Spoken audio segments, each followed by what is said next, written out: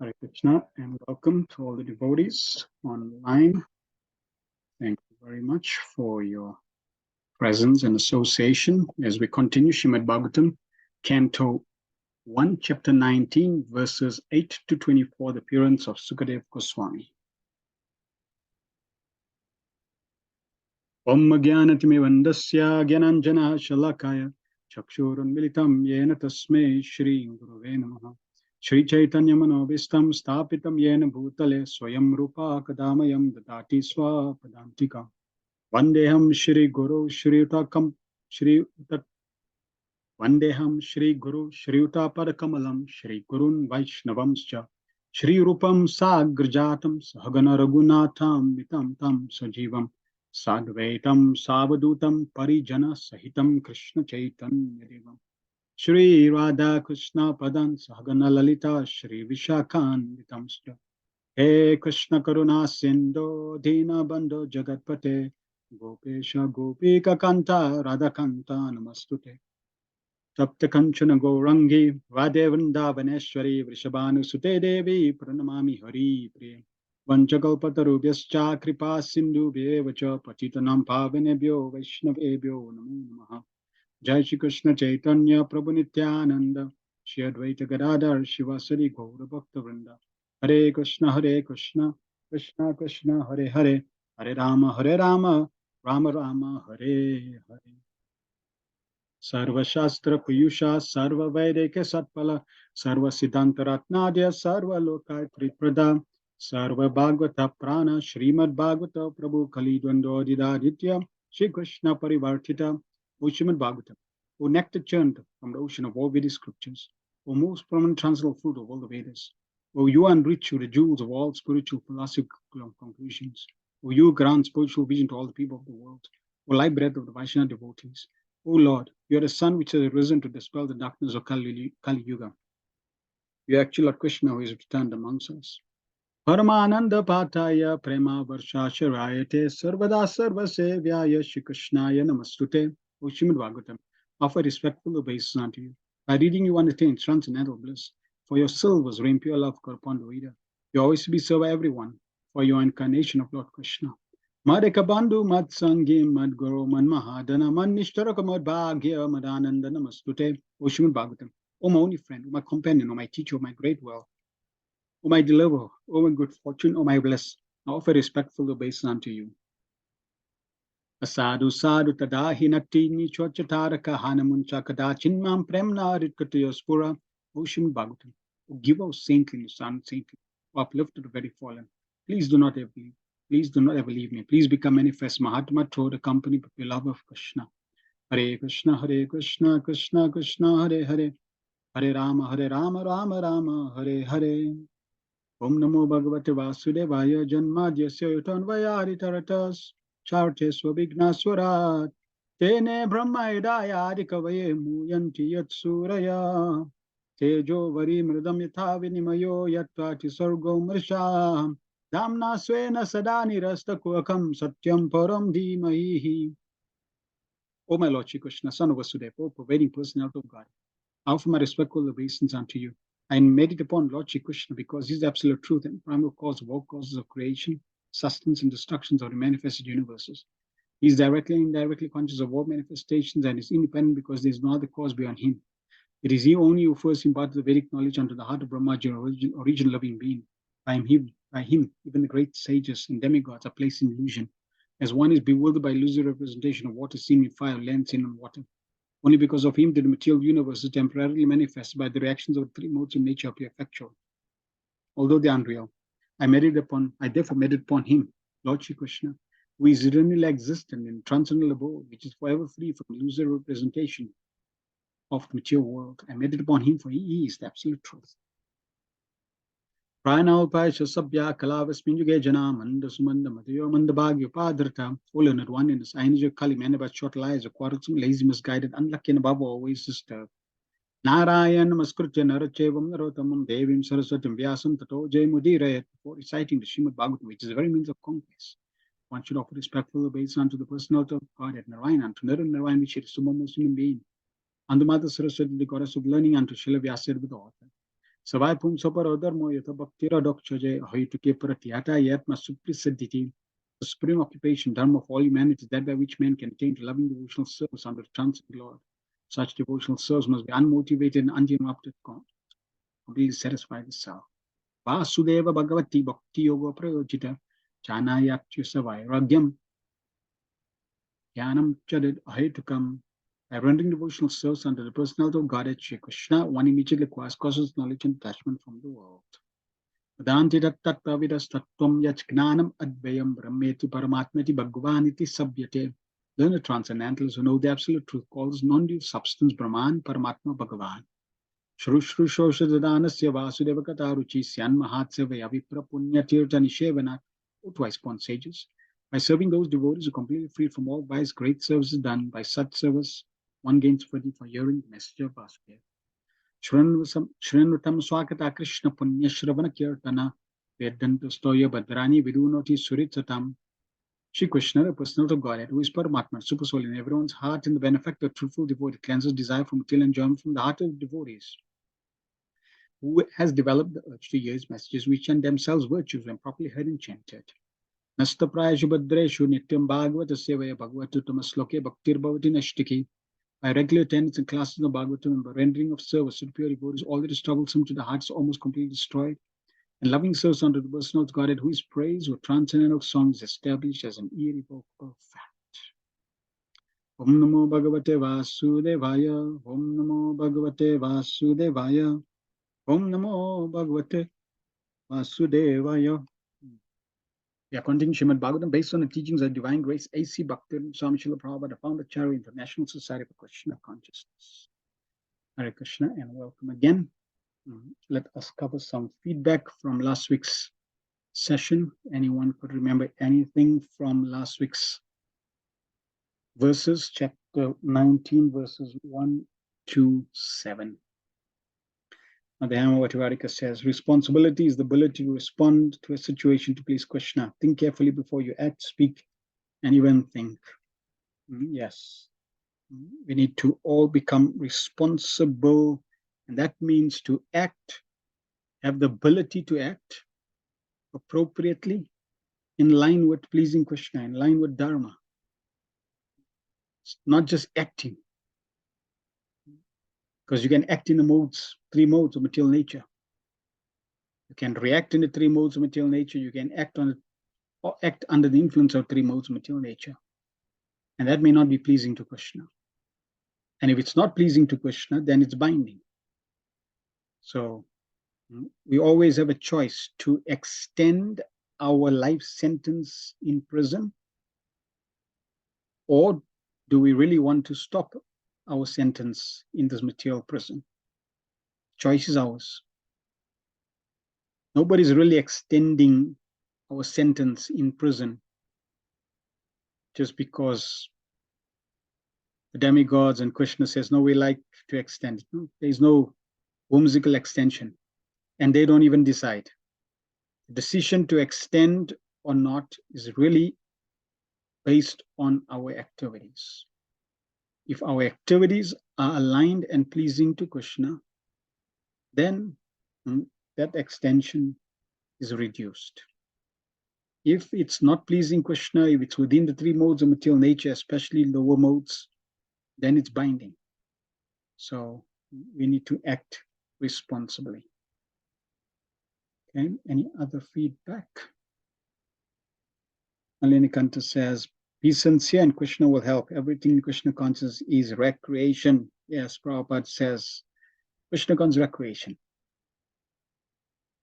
Now the question is, do I experience Krishna consciousness as a recreation? When I get service, when I have the opportunity to hear Krishna,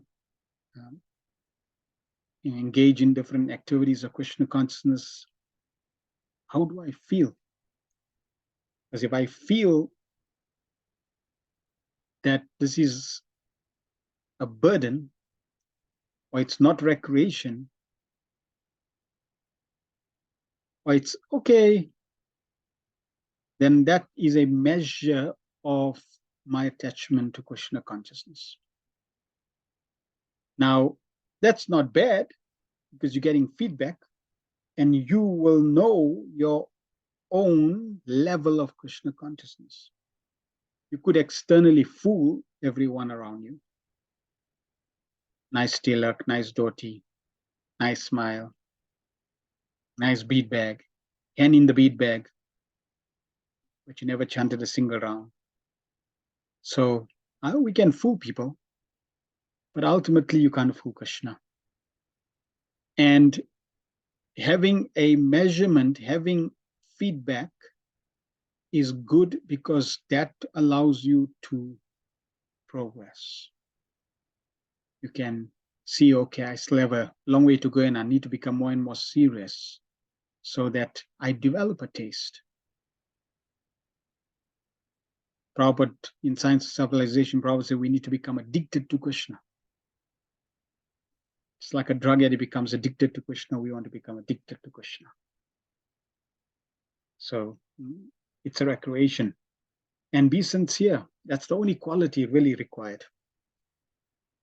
Are we truly seriously interested in Krishna?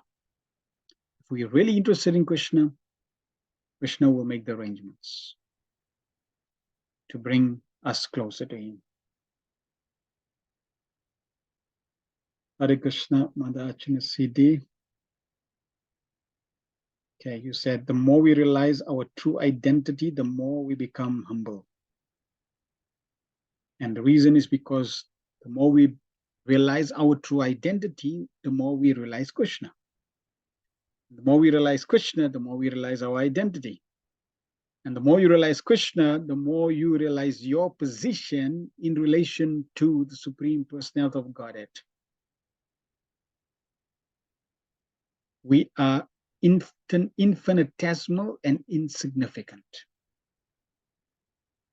Even from the demigod's perspective, even if you're just looking at time span, our time span is completely insignificant in the eyes of the demigods.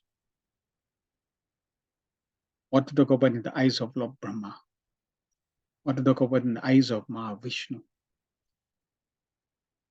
And there are billions and trillions of universes. So we like not even a speck of a speck of a speck of a speck of a speck of a speck within this universe. So we are practically insignificant, and we thinking, you know, I'm so great. I'm, you know, someone, Krishna needs to notice me. I'm very important. So the more we practice Krishna consciousness and the more we get purified, the more we will realize our true position. And it will be humbling, no doubt. Shamananda Prabhu says, Hare Krishna Prabhu, we see Maharaj Parikshit was given notice that he will leave his body in 7 days.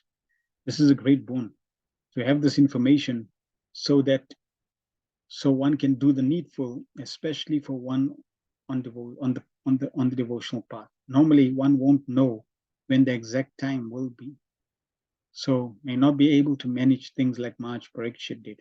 How do we manage ourselves in this regard? So we also have 7-day notice. You're going to die either Monday, Tuesday, Wednesday, Thursday, Friday, or Saturday or Sunday. And that one of the days. So you got notice. That means be ready. Maharaj Parikshit got 7 days. We got one of the days. We don't know which one. And because you don't know which one, then we need to be prepared. Now, in today's session, we're going to cover what,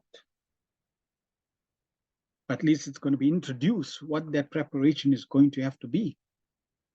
And Prabhupada already has told us again and again and again through so many purports. So we really know what the preparation is. We need to be Krishna conscious. We need to remember Krishna. So we need to practice to become attached to Krishna. That is the preparation.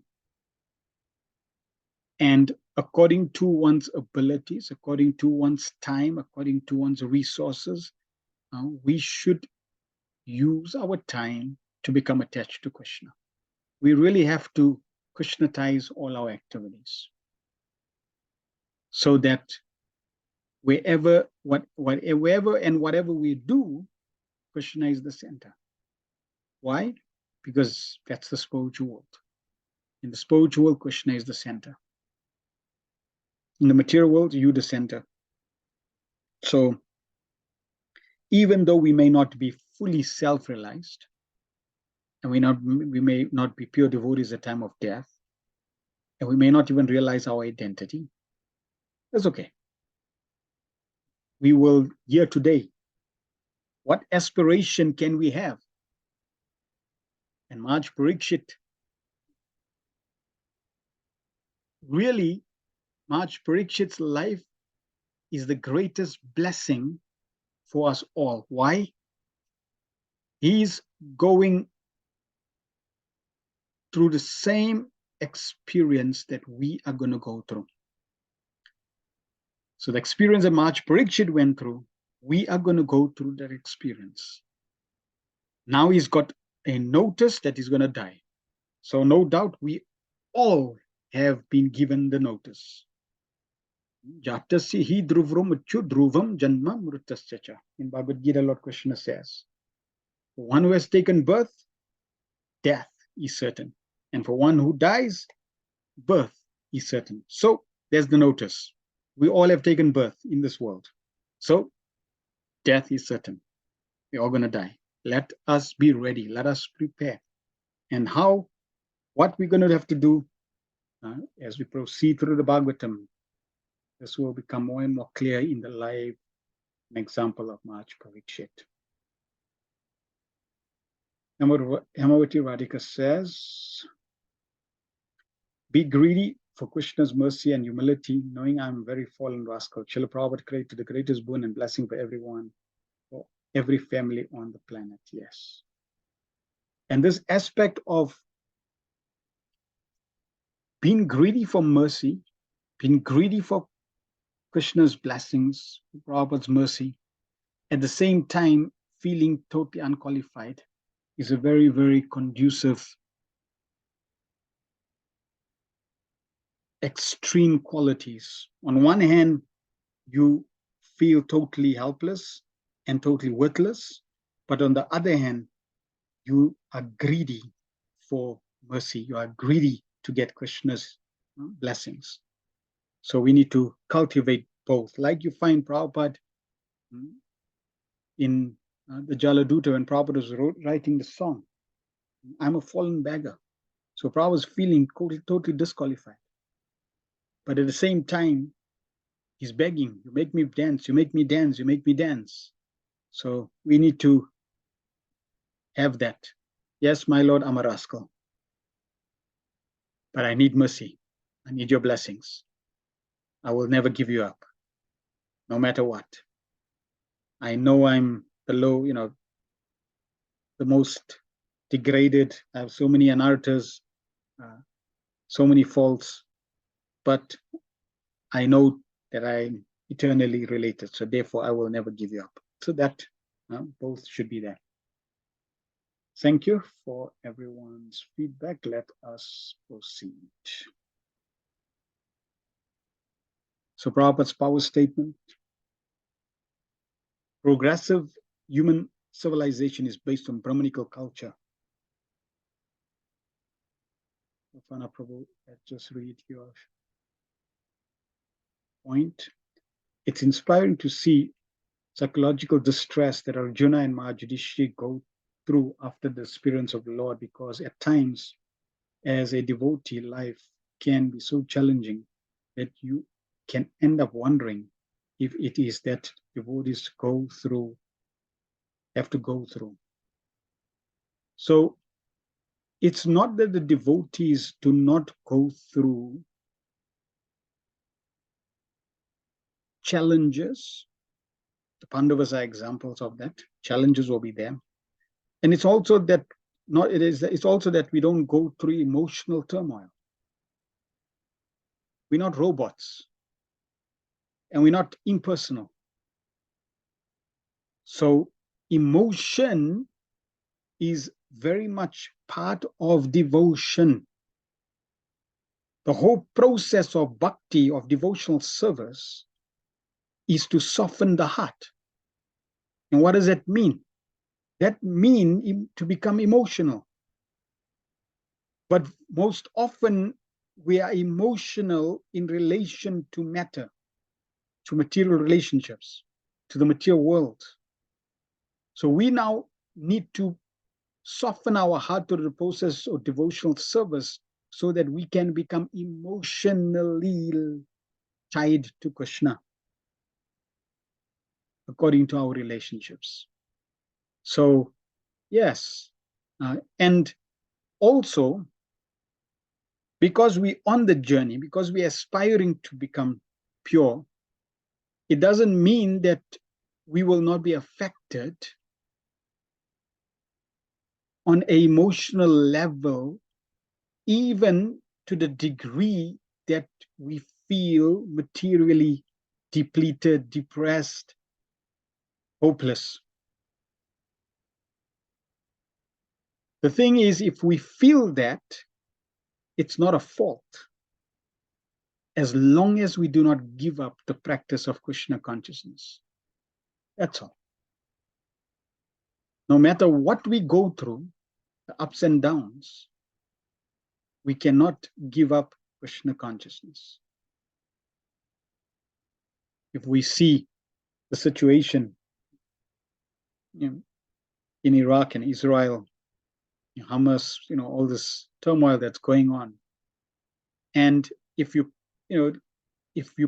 just consider being in that situation where you wake up one day and everything is okay, and you wake up the next day and everything is destroyed around you, it is extremely unsettling. It can totally destroy one emotionally. Your family members are killed, your house is destroyed, your city is destroyed, and there's nothing you can do. It's not like they're going to wave a wand and all of a sudden everything is like in a movie. You can reverse the movie very quickly and everything is back to square one. No, your whole life is ruined. Now, it's not that we have devotees in both places, so it doesn't mean that as devotees we will not be impacted by that. We may be in the middle of world war. According to our karma, we will get what's going to get delivered. So we may go through challenges, we may go through turmoil, we may go through hardships, and sometimes it may shake us at the core, where we are broken and we cry and we're helpless and hopeless and it's just a nightmare. But we never give up taking shelter of Krishna.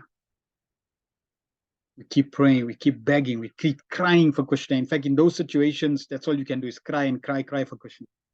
My Lord, help. So in this way, yes, devotees will go through situations. It's not that when you become a devotee, your feet never touches the ground, you're floating, you are aloof of the modes of material nature, there's a halo around your head, like saint, and you're not affected by anything else. Nope. Devotees are real people with real emotions.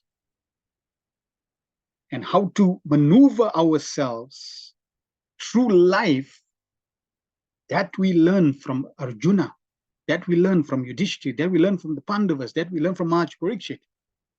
Here's a classic example. Maharaj Parikshit is going to die. Well, are we going to die? Of course. And if we get a notice, I got cancer, I got 2 days, 1 week to live, well, now we're going to have to handle the emotional turmoil that's going to come with that experience. We cannot practice Krishna consciousness theoretically. It's like you get sick. Prabhu, don't worry, you're not your body. No, it doesn't work like that. Material nature presses the right button to bring you to ground level, to bring you to reality. Oh, you think you an angel? Well, now let's see what type of angel you are.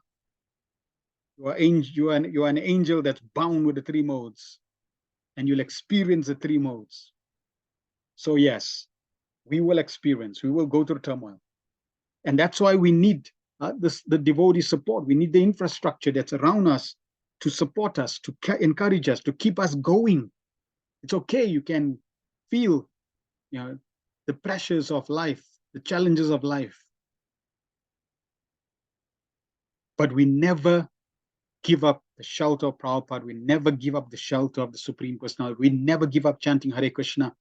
We try our best to follow the 4 principles, and we try our best to regain our sanity in Krishna consciousness, even with all the turmoil. Oops, So Prabhupada said, progressive human civilization is based on Brahmanical culture, God consciousness, and protection of cows. All economic development of the state by trade, commerce, agriculture, and industry must be fully utilized in relation to the above principles. Otherwise, all so-called economic development becomes a source of degradation. And if we see, there is no Brahmanical culture that's encouraged globally by the leaders. There is no God consciousness that's encouraged globally by the leaders.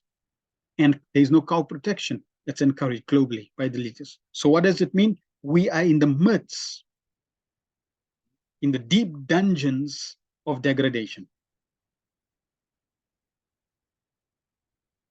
And are we going to feel the pinch and the pain of that degradation? Yes, to some degree or other, it's going to come.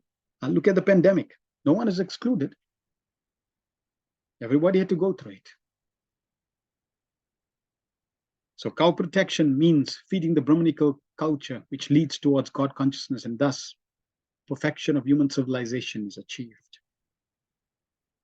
Devotee always desires to go back home, back to Godhead, just to become one of the associates of the Lord in the capacity of servitor, friend, parent, or conjugal lover of the Lord, either in one of the innumerable Vaikuntha planets or in Goloka Vrindavan, the planet of Shri Krishna.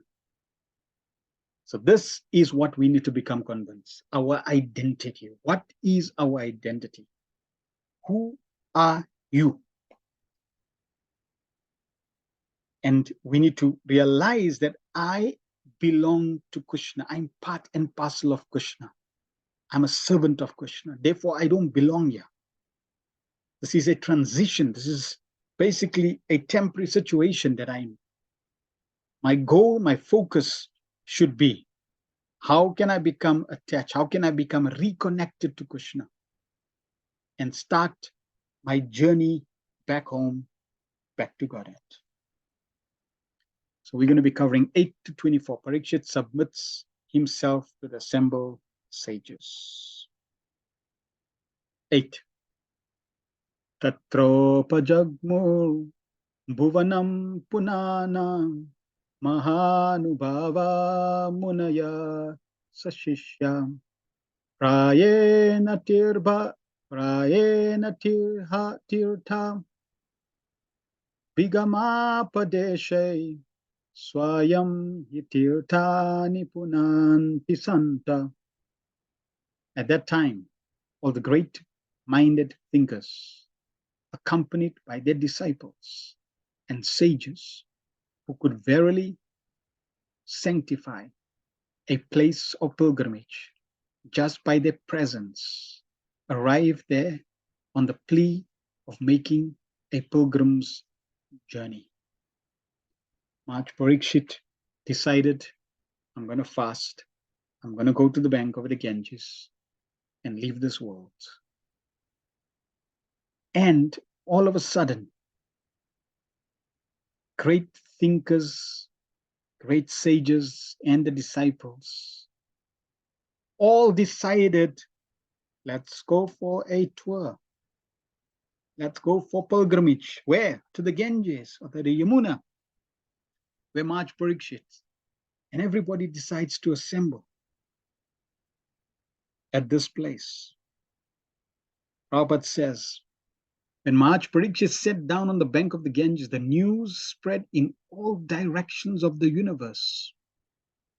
And the great-minded sages who could follow the importance of the occasion all arrived there on the plea of pilgrimage. How did the news travel? Did they have WhatsApp? Telegram? Somehow the news travels. Krishna makes arrangements. And when they got the news, they decided to take advantage of that moment. What was so advantageous of this moment?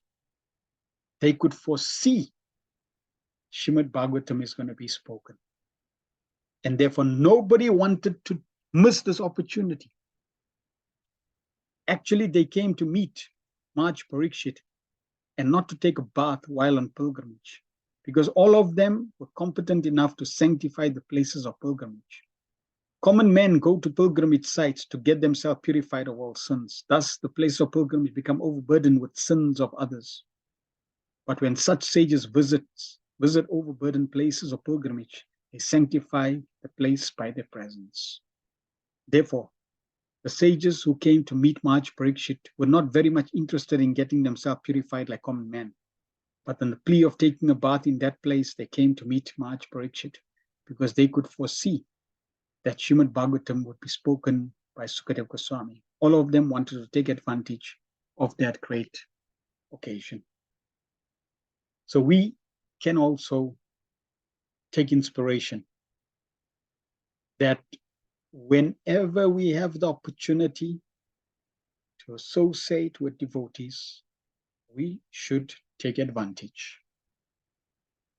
We should always remind ourselves of the power and the potency of association. We should not become familiar with the Bhagavatam. We should not become familiar with the Bhagavad Gita. We should not become familiar with the holy name. We should not become familiar with the devotees. We should not become familiar with the deities. We should not become familiar with the spiritual master. These transcendental personalities are extremely special and rare. And they're very, very powerful. They're very potent. So great sages, when they heard about this, they could understand the value. And when one understands the value, just like if somebody gives one, a jewel, a diamond necklace, you're not going to just keep the diamond necklace hanging, around anywhere. No, you're going to secure the diamond necklace because you understand the value of it. Similarly, the sages could understand the value of this specific moment. And they did not want to miss it. And they appeared on the scene in the name of going on the pilgrimage. When we also go to pilgrimage, different places in Vrindavan, Mayapur, we should always take the opportunity to hear about the pastimes of those places and not just go sightseeing. So the sages also, in the name of sightseeing, in the name of coming to a place of pilgrimage, they really came for the right intention, right purpose, to hear Srimad Bhagavatam. 9 and 10. Atri Vashishta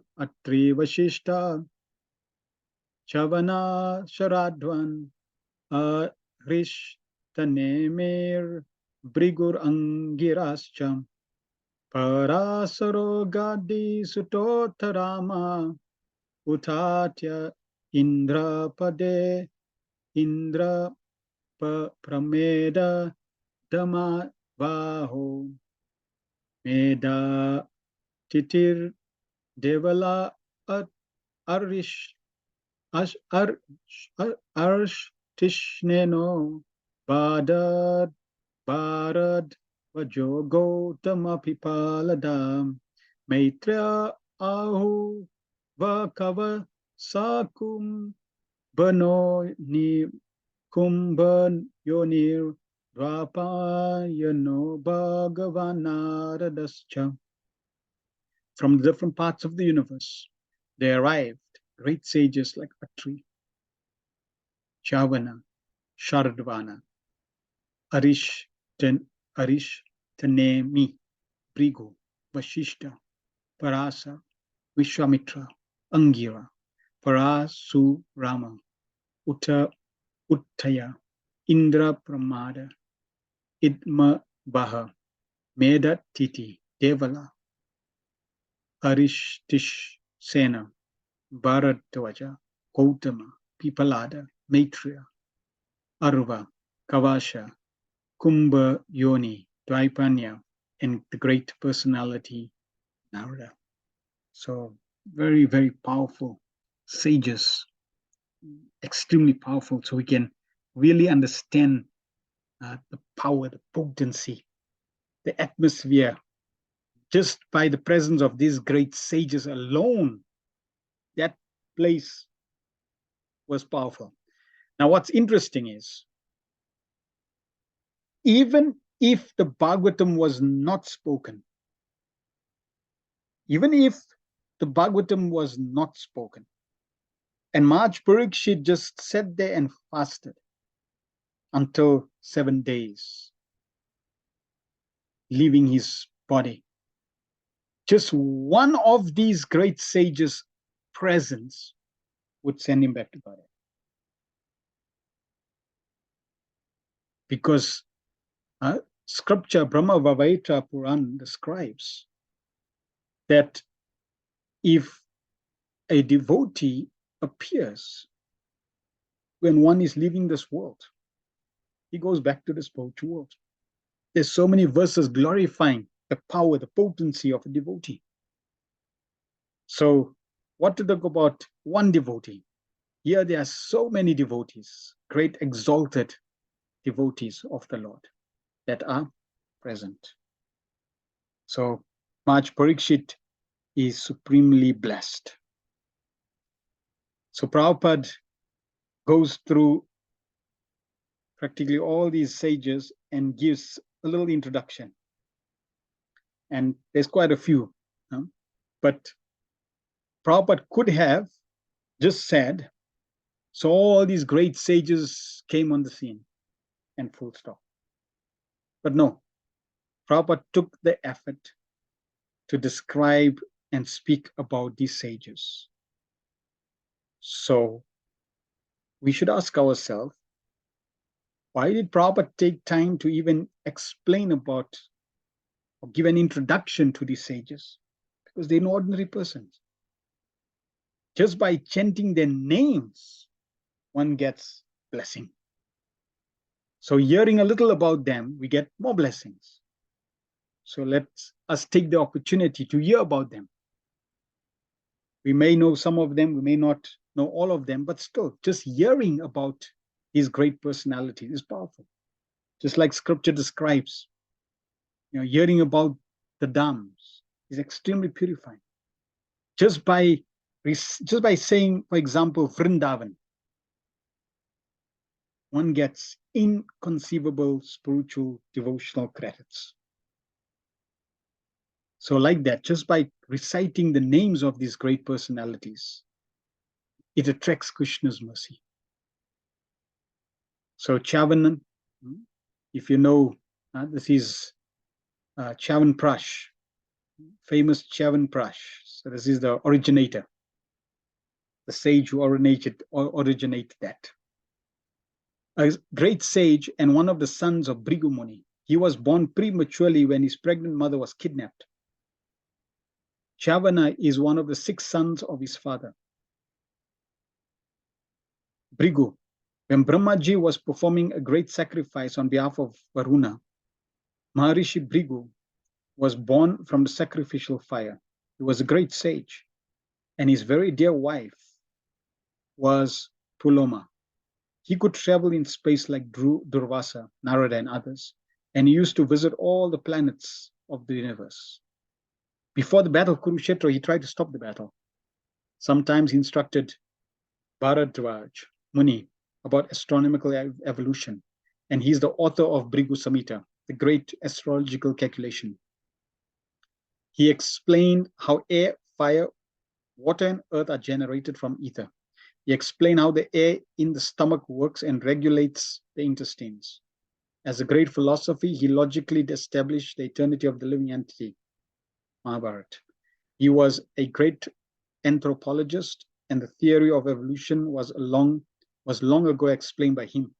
He was a scientist, propounder.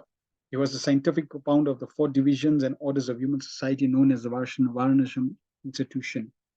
He converted the Kshatriya king Vita Havya into a Brahmana. In terms, just a little about Bhrigu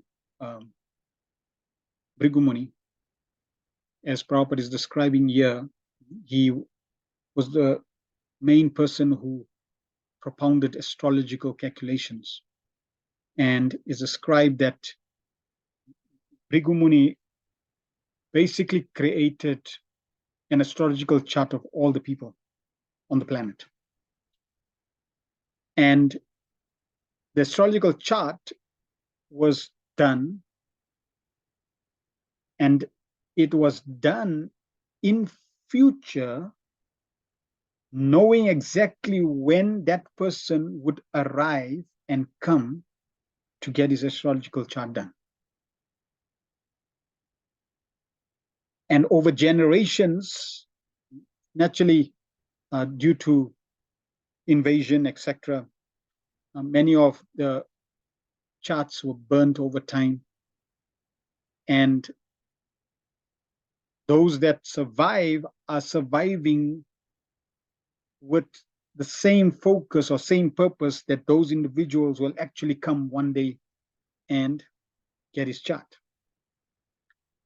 So few devotees, Indra Maj or few other devotees decided, let's go visit those that were connected to Bhrigu Muni, his disciples. And they went to one astrologer in India who was connected to Bhrigu Muni. And when they came, he already knew their names just before they entered. He exactly knew who they were. The charts were all waiting for them without them saying a single thing. So very interesting things on a higher level. Vashishta, Srimad Bhagavatam 1, 9, 6, and 7. Prabhupada's giving reference to that. Parasar, he is the grandson of Vashishta Muni and the father of Vyasadeva. He is the son of Maharishi Shakti, and his mother's name was Adrishyati. He was in the womb of his mother when she was only 12 years old. And from within the womb of his mother, he learned the Vedas. His father was killed by a demon, Kalma Sapada. And to avenge this, he wanted to annihilate the whole world. He was restrained, however, by his grandfather, Vashishta. He then performed a Rakshasa killing yagya, but Maharishi Pulastya restrained him. He begot Vyasadeva, being attracted by Satyavati, who was to become the wife of March Santanu. By the blessing of Parashar, Satyavati became fragrant for miles. He was present also during the time of Bhishma's death. He was the spiritual master of Mahaj Janak and a great devotee of Lord Shiva. He is the author of many Vedic scriptures and sociological directions. Gadi Shuta, or Vishwamitra, a great sage of austerity and mystic power. He is famous as Gadi Sutta because his father was Gadi, a powerful king of the province of Kanyakubja, part of Uttar Pradesh. Although he was a Kshatriya by birth, he became a Brahmana in the very same body by the power of his spiritual achievements. He picked a quarrel with Vashishta Muni when he was a Kshatriya king and performed great sacrifice in cooperation with Matanga Muni, and thus was able to vanquish the sons of Vashishta. He became a great yogi, and yet he failed to check his senses and was obliged to become the father of Sakuntala, the beauty queen of the world history. Once, when he was a Kshatriya king, he visited the hermitage of Vashishta Muni, and he was given a royal reception. Vishwamitra wanted from Vashishta a cow named Nandini. and the Muni refused to deliver it. Vishwamitra stole the cow, and thus there was a quarrel between the sage and the king. Vishwamitra was defeated by the spiritual strength of Vashishta, and thus the king decided to become a Brahman. So it's a famous and interesting story between the quarrel of Vashishta and Vishwamitra, because Vashishta was living in the forest and he had his Surabhi cow, Denu, wishful cow. And he he treated the cow like his daughter. So when Vishwamitra was a king, came with the soldiers, and he was surprised that Vashishta was able to honor him and receive him with such opulence and a big feast. I was wondering, where is the sage getting everything from? It's like he's in a forest. Even I don't have such opulence. How is he able to cook up a big feast with so many of my disciples? And this is very wonderful. Then he understood that he's got a wishful cow. So when he asked Vishwamitra, Vashishta, give me the cow, Vashishta said, no, I cannot give you my daughter. So this feud started. Very interesting pastime. Before becoming a Brahmana, he underwent severe steroids on the bank of Kaushika. He was also one of those who tried to stop the Kurukshetra war. Angira Rishi is one of the 6 mental sons of Brahma and the father of Brihaspati, the great learned priest of the demigods in the heavenly planets. He was born of the semen of Brahmaji, given to a cinder of fire. Uttaya and Sambharata are his sons. He said that he is still performing austerity and chanting the holy name of the Lord at the place known as Alokananda on the banks of the Ganges. Parachuram, see Srimad Bhagavatam 1967.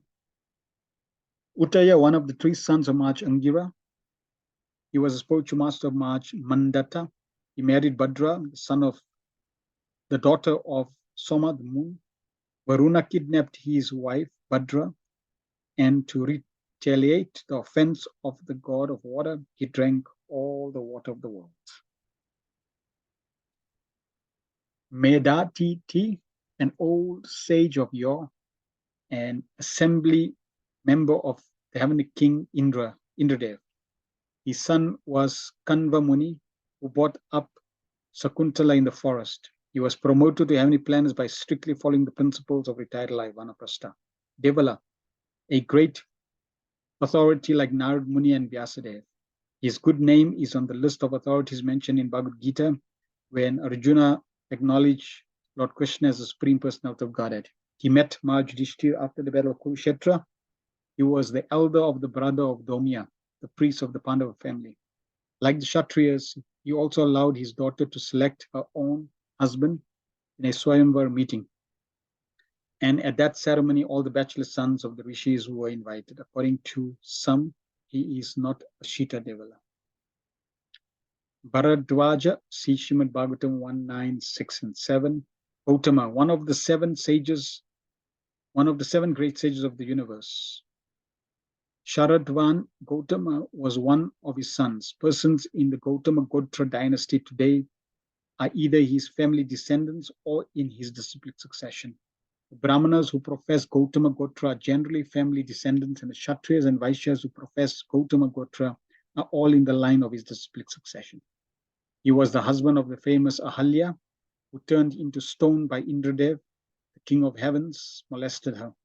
Ahalya was delivered by Lord Ramachandra.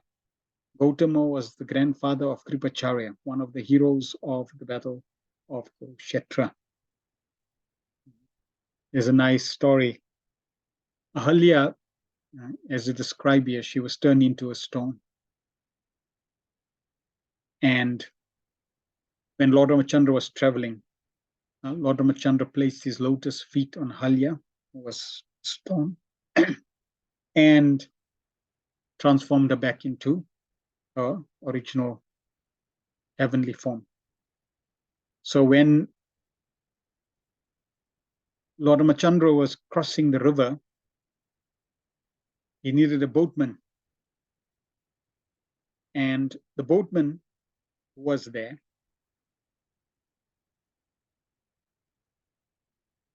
told Lord Ramachandra that he cannot take Lord Ramachandra across because he heard about this mystical event that he placed his feet on this rock and it turned into a beautiful lady. So the boatman, he was actually a great devotee of Lord Ram. He told Lord Ram, no. If you jump into my boat and my boat turn into a girl, then I'm going to be in big trouble. I already got one daughter, and my profession is to take people across, and I don't make too much money. So I'm first raising enough money to get my daughter married. Now, if you turn my boat into another girl, then I got two daughters. There's going to be even more problem. And my boat is no more going to be there. So that means I'm not going to have any livelihood as a boatman. So I'm not taking you across.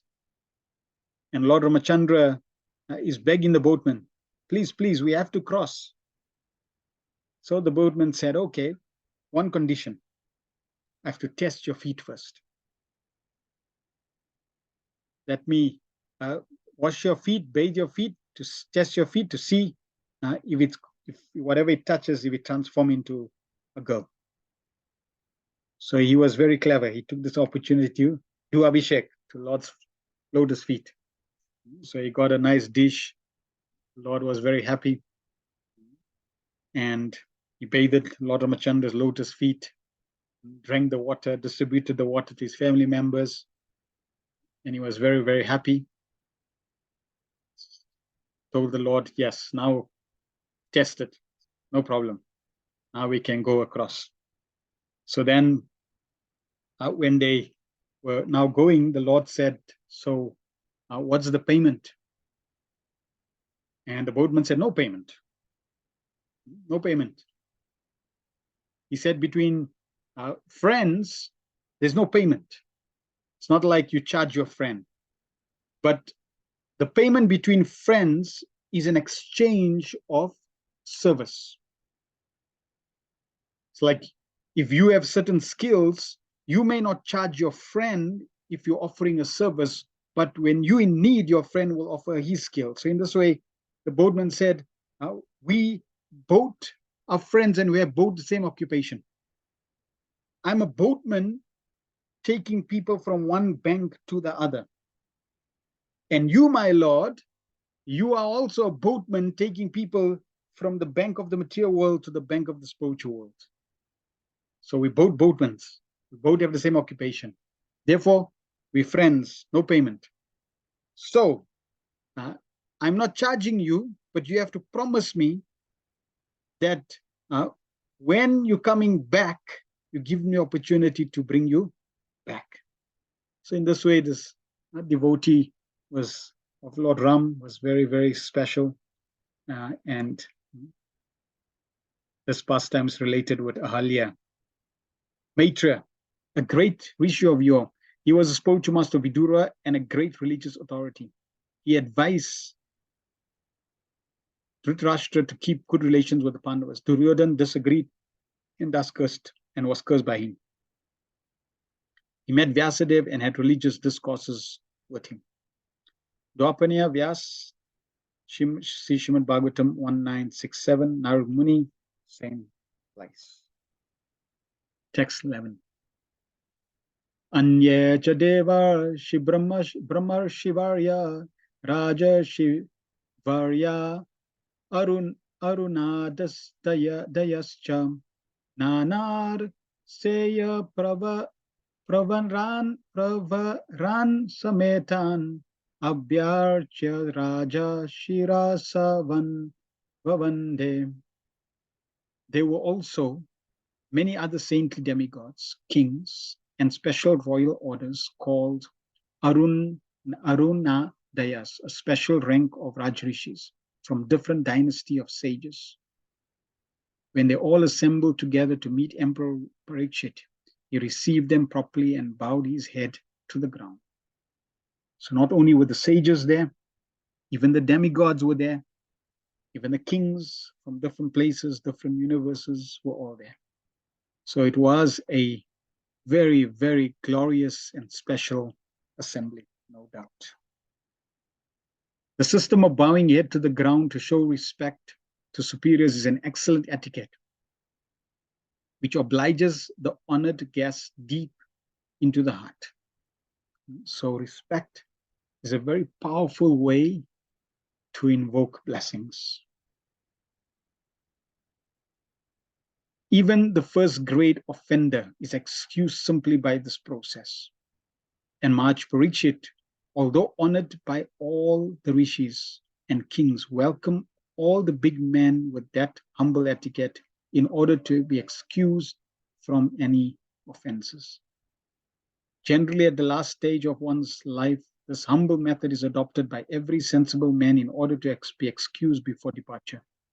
In this way, Maharaj Parikshit implored everyone's goodwill for going back home, back to Godhead. It's a very interesting etiquette. Maharaj Parikshit is no ordinary person. He's a pure devotee of Krishna from birth. But just see, he didn't think, see, I'm a pure devotee, everybody's coming to see me. No. He still has the humility that I'm so blessed and fortunate that all these great sages have come.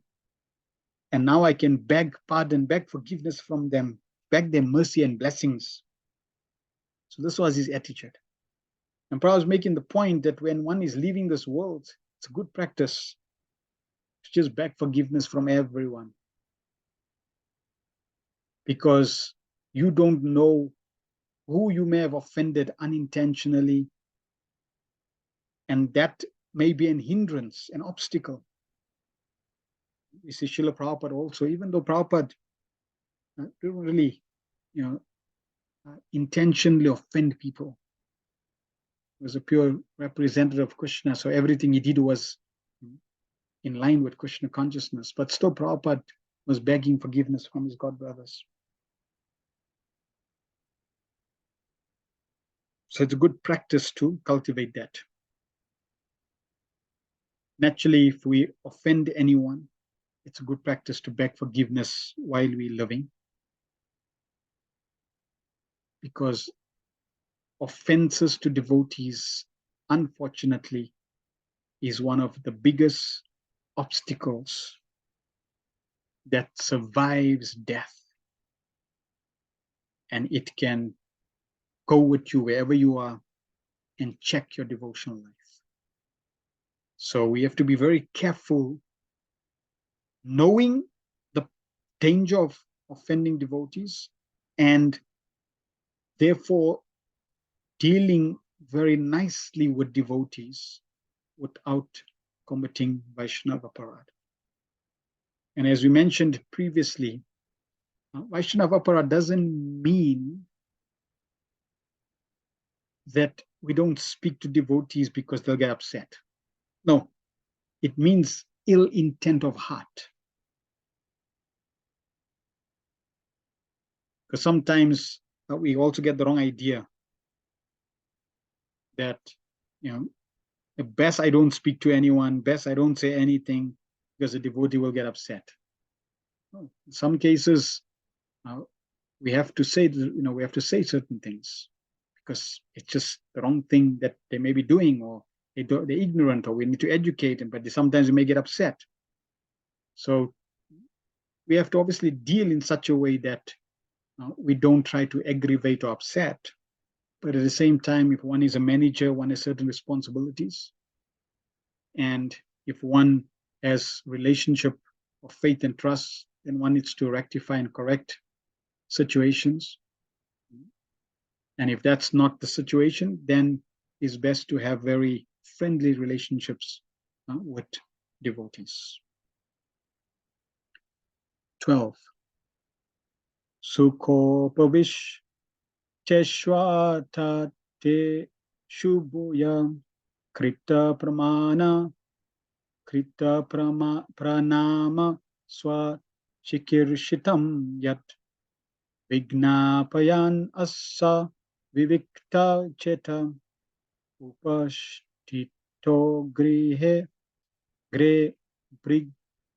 grihita pani. After all the rishis and others had seated themselves comfortably, the king, humbly standing before them with folded hands, told them of his decision to fast until death. Purport. Although the king had already decided to fast until death on the banks of the Ganges, he humbly expressed his decision to elicit the opinion of the great authorities present there.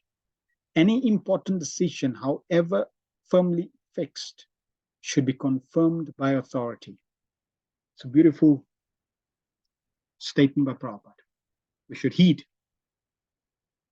It says, any important decision, however firmly fixed, should be confirmed by some authority. So, and this principle should be across in terms of, let's say, one's personal service, as well as, let's say in a institution or in a community where you are taking some important decisions, and we need to validate those important decisions, get blessings for those important decisions. So like that, it's a very wonderful way, like a check and balance, because sometimes we may have good intentions, but actually what we're doing may not be appropriate time, place, and circumstance. So this way, if we, there may be, and this could be something devotional. It's not something that, naturally they're not going to, no saintly person will encourage and motivate deviation, right? Like, Guru Maharaj or, the devotees, I'm going to go, gamble, please give me blessings. No, they're not going to give you blessings. But we're talking about devotional activities. There may be something that you are endeavoring, in working on. It's always good to get some confirmation from some authority. That authority may be different for different individuals. But when we do that, we are checked in terms of this may not be the best, it may not be appropriate. And remember, Krishna speaks through different souls. We may not be perfect to the degree that Krishna can speak to us. We may not be that blessed that Krishna appears in our dreams, Swayam Darshan, Shakshat Darshan, Swapna Darshan, and directs us. So Krishna can guide through anyone, any living entity. It could even be a karmi. Krishna can guide and inspire the individual to say the right thing for us to be guided. So we should never think that we are beyond advice. I don't need any advice. We don't need any advice. We can do whatever we want. I make my decision and I move on. No, we have to be open. This is the principle. This is the siddhanta that's there. Especially when we trying to serve the Supreme Lord, then it's always good to get confirmation and blessings. And Prabhupada says, if we do that, that makes the matter perfect. This means that the monarchs who ruled the earth in those days were not irresponsible dictators. They scrupulously followed the authoritative decision of saints and sages in terms of Vedic injunction. Maharaj Parikshit, as a perfect king, followed the principles by consulting the authorities even up to the last days of his life. So this was a practice that Maharaj Parikshit as a king would do. The king, he would ask for advice, then he would come up with a certain decision, and he would confirm if this is the right decision, and the ministers, the sages would then say yes, and then they would act. So in this way, there was always a wonderful check and balance with the Kshatriyas and the sages. And because the sages were aligned to the truth, they could then direct and guide and give blessings and confirm. So it's a good practice. 13. Rajo Vacham Aho Vayam Dan Yatatma Ripanam Mahatma Manu Grahanya Sila Rajnam Kula Brahmana Padasochat Durad Vishrishtam Patagarya Karma. The fortunate king said, "Indeed, we are most grateful of all the kings.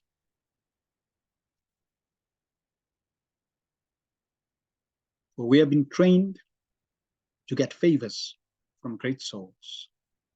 Generally, you sages consider royalty as refuse to be rejected and left in a distant place."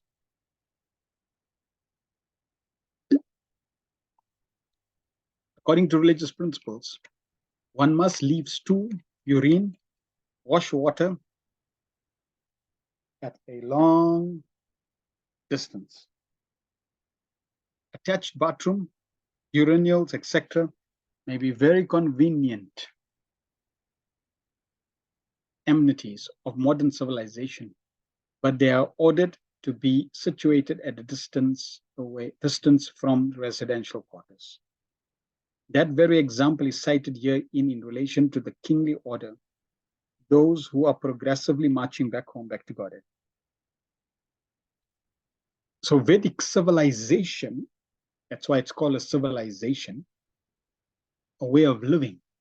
It's not just knowledge, but how one should live, what one should do is very clearly described. So the reason why the bathroom is not kept, like now we have ensuite, etc. Vedic system, that was never there, because these are places of very low negative energy. And it's interesting that sometimes one gets ill simply because of these negative energies. And you can do whatever you want until and unless you do not heal or rectify the negative energy where you're staying, that illness will perpetuate. So like that, there are different sciences around these things. And that's why these negative places were kept far away, so that it doesn't impact the residential quarters, residential place.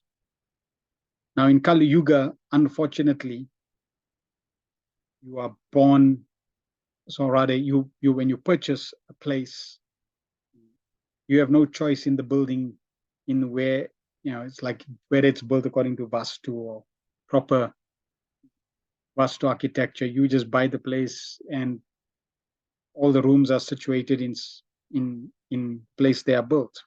So it's a bad bargain. And still there are ways to overcome negative places, negative construction. And sometimes we may have to do that because we may not be chanting purely to be protected and shielded from the negative experience. I'll give you one example. So I had a rash that I was getting, and just under my cheek. And I tried different ointments, and one ointment after another, went even to a dermatologist, tried different things, and it wasn't going. So in my research, I came across Vastu, and I was doing some research on the Vastu, where it's originating in different situations, different places of, rooms, etc., building, how you build, etc. So I was, doing research, and as I was researching, I came to an interesting point, or one specific scenario that said that if your front door is scraping the floor, then you're going to get a rash. And it also describes the location, etc. So what's interesting is because of the rain that was hitting the door would our front door was expanding, and that expansion was rubbing over the tile. So when I read that, I thought, wow, that's interesting. And if you know something about Vastu, you have a house and Vastu Purush is there. It's also a personality. So Vastu Purush, when he lies down in your house. All construction, all buildings are are under the presiding deity of Vastu Purush. And the door was scraping the tile where Vastu Purush's face or cheek was. And that was coming on my face. So that was interesting. So I thought, oh, wow, this is interesting. So what I did, we changed the door. And after a few days, a week or two, the rash was gone. So there is some truth to certain ill effects due to Vastu. We may not be completely protected through chanting due to the lack of complete purity, and therefore we may have to do some remedial measures. So therefore, Vedic civilization took all this into consideration. The very example is cited here in relation to the kingly order for those who are progressively marching back to God. Lord Chaitanya Mahaprabhu said that to be in intimate touch with dollar and cent men or kingly order is worse than suicide for one who desires back to Godhead. In other words, the transcendentalists do not generally associate with men who are too enamored with the external beauty of God's creation. By advanced knowledge in spiritual realization, the transcendentalists know that this beautiful material world is nothing but a shadowy reflection of the reality of the kingdom of God. They are not therefore very much captivated by royal opulence or anything like that. But in the case of Maharaj Parikshit, the situation was different. Why? Because he was a great devotee of Krishna. At the same time, just like Maharaj Prataparudra, Lord Chaitanya didn't want to meet with him, even though he was a great devotee. So this is the example that the great sages do not freely associate with those who are engrossed in material life. Apparently, the king was condemned to death by an inexperienced Brahmana boy, but factually, he was called by the Lord to return to him. Other transcendentalists, the great sages and mystics who assembled together because of Maharaj Parikshit's fasting unto death, were quite anxious to see him, for he was going back to Godhead. Maharaj Parikshit also could understand that the great sages who assembled there were all kind to his forefathers, the Pandavas, because of their devotional service to the Lord. He therefore felt grateful to the sages for being present there at the last stage of his life. And he felt that it was all due to the greatness of his late forefathers and grandfathers. He felt proud, therefore, that he happened to be the descendant of such great devotees. Such pride in being related to the devotees of the Lord is certain not equal to the puffed up sense of vanity for material prosperity. The first is reality, whereas the other is false and vain. So we can also similarly, just like Maharaj Parikshit is feeling proud of being connected to the Pandavas, and that is why he was able to get so many great sages to come see him.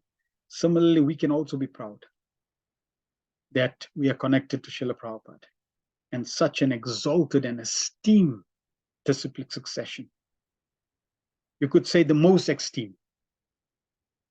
You cannot get a disciplic succession that we are connected to more glorious than what we have. Why? Well, if you consider, in our disciplic succession is Lord Chaitanya, who is more glorious and higher than Lord Chaitanya? No one. Because Lord Chaitanya is Radha and Krishna. Then Lord Nityananda. Then we have, Haridas Thakur. Then we have the Goswamis. And so if you look at all these personalities who are practically Krishna, Srimati Radhavani, and all the associates coming in this amazing line, her direct and immediate associates. So there's no one more glorious, more higher than these great personalities. So for us to be somehow or other connected to such a powerful disciplic succession through Srila Prabhupada is the greatest good fortune. Therefore, we can be proud that, and Prabhupada is making this point, that pride, to be proud that I'm connected to such, as Prabhupada is saying, such pride in being related to the devotees of the Lord is certainly not equal to the puffed up sense of vanity, material prosperity. That pride is reality. So for us to be proud and be happy that we got this great fortune, and this is very, very nourishing for our bhakti. Prabhupada would even be proud about many of the disciples that supported him and helped him in preaching. 14. Tasyeva me kashyapara varesho vyakshakta chitasya griheshwa abhikshanam nirvedamulo dvijasapto rupo yatra parakshto prashakto bhayamastudatte. Supreme Personality of Godhead, the controller of both the transcendental and material worlds, has graciously overtaken me in the form of the Brahmana's curse. Due to my being too much attached to family life, the Lord, in order to save me, has appeared before me in such a way that only out of fear I will detach myself from the world. So now we are getting Maharaj Parikshit's thought ways, how he's seeing the incident that is before him. And it's clear that he's not blaming. He's not saying, oh yeah, I got cursed by this Brahmana boy, and this Brahmana boy is so immature. I didn't do anything wrong. He's not motivating, he's not criticizing the Brahmana. He's not saying what he did was right. No. He's taking the position that, yes, it's my fault, but Krishna is so merciful that now he's helping me become detached because I'm very attached. And now I got 7 days to live. So now Krishna is forcing me out of fear to become detached. Because if I got 7 days to live, I'm really going to start becoming detached. I'm not going to be worried about immaterial things that's not going to help me leaving this world. So Maharaj Parikshit is taking the position that, yes, Krishna is helping me due to my shortcomings. Maharaj Parikshit, although born in a family of great devotees, the Pandavas, and although securely trained in transcendental attachment for the association of the Lord, still found the element of mundane family life so strong that he had to be detached by the plan of the Lord. Such direct action is taken by the Lord in the case of special devotees whom the Lord wants to accomplish a particular mission. Maharaj Parikshit could understand this by the presence of the topmost transcendentals in the universe. The Lord resides with his devotees, and therefore the presence of great saints indicated the presence of the Lord.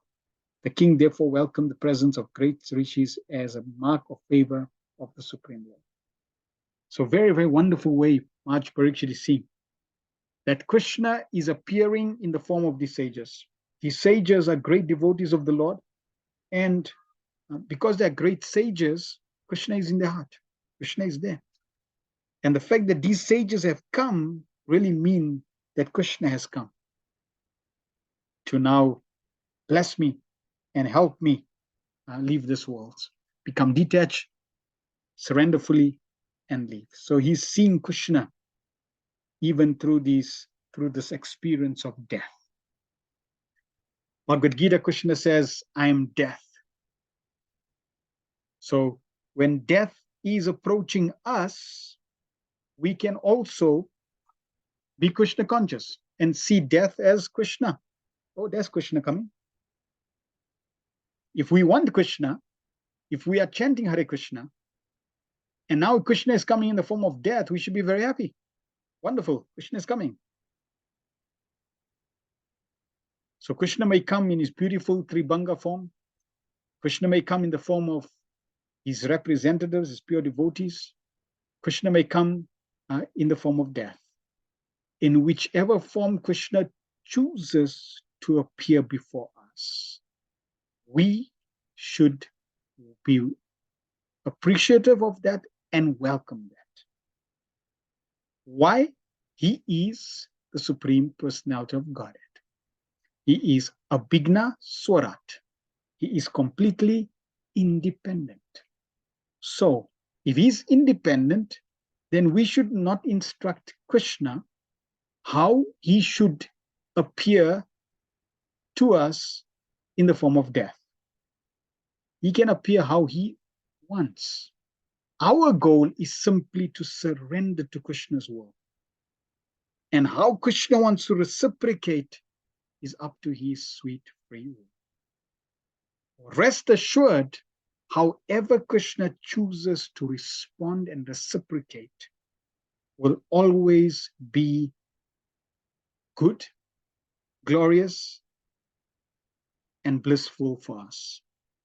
It will be the greatest blessing. It will always be a benediction for us, however Krishna chooses to respond. So sometimes Krishna may respond in a way that we may not see favorable, or we may not even want it. But we should know that Krishna is a person, and Krishna will respond in a way that's most beneficial for our progress to come close to his lotus feet. And therefore, we want to cultivate the attitude that whatever Krishna arranges, I accept. It may be difficult. It may be impossible to tolerate. We may even question if this is really Krishna sent. And if we're in that situation, then let's ask ourselves, are we chanting Hare Krishna? If we are chanting Hare Krishna, then whatever is coming our way is coming through the hands of Krishna. And in some cases, Krishna is simply delivering our karmic reaction with a minimum token. And therefore we accept. Thank you, Krishna. I don't know why. I think I'm pure and I shouldn't be having any difficulties and any problems and any challenge in my life, but it seems I'm illusioned. You know best, and I accept whatever is coming my way. And we then need to see how we can maneuver through that difficult situation, at the same time keep the connection with Krishna. 15. Tammo payatam pratiyantu vipra ganga cha devi drita chittam ishe dvijo pashrishta kuhukas takshakova dasta dasatvalam gayata vishnugata. O Brahmanas, just accept me as a completely surrendered soul, and let Mother Ganges, the representative of the Lord, also accept me in that way. For I have already taken the lotus feet of the Lord in my heart, that the snake bird or whatever magical thing the Brahmanas created bite me at once. I only desire that you all continue singing the deeds of Lord Vishnu. So very wonderful attitude of Maharaj Parikshit. Very exemplary. that I have surrendered to Krishna. And we all need to come to this conviction. I'm a devotee of Krishna. Nothing can change that. Srila Bhaktisarana Maharaj said, even if every devotee stops chanting Hare Krishna in this world, if everyone stops chanting Hare Krishna in this world, you should never stop. That conviction we should have. If it so happen that for some reason, strange reason, or not strange reason, or Krishna's arrangement, everyone around you stops chanting Hare Krishna. Like, let's say tomorrow there's a whole propaganda. The conspiracy theory comes out that this whole Hare Krishna thing was a big hoax, all fabricated. In fact, they were brainwashed, and this and that, and it's like, whole thing comes up. What are we going to do? We have to be convinced. Even if I get a million conspiracy theories, internally, am I convinced that I am Krishna's servant? Maharaj Parikshit was completely convinced, and he surrendered to Krishna. And because of that surrender, the external situation became irrelevant. His surrender was his protection. The externals was just time living its journey. According to the curse, according to karma, whatever, just living it's going through its motion. But he surrendered to Krishna was really the protection. And he's desiring that in that protection, all he wants the sages to do is continue to glorify the Supreme Personality of Godhead. Because why? That will remind him of Krishna. That will just help him in the progress, in the transition from this world to the next. Prabhupada says, as soon as one is given up completely unto the lotus feet of the Supreme Lord, he is not at all afraid of death. The atmosphere created by the presence of great devotees of the Lord, the bank of the Ganges and Maharaj Parikshit's complete acceptance of the Lord Lotus feet was sufficient guarantee to the king going back to Godhead. He thus became absolutely free from all fear of death.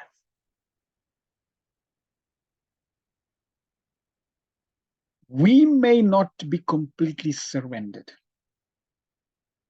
but if we have complete faith in Srila Prabhupada's instructions, that will give us the faith and fearlessness.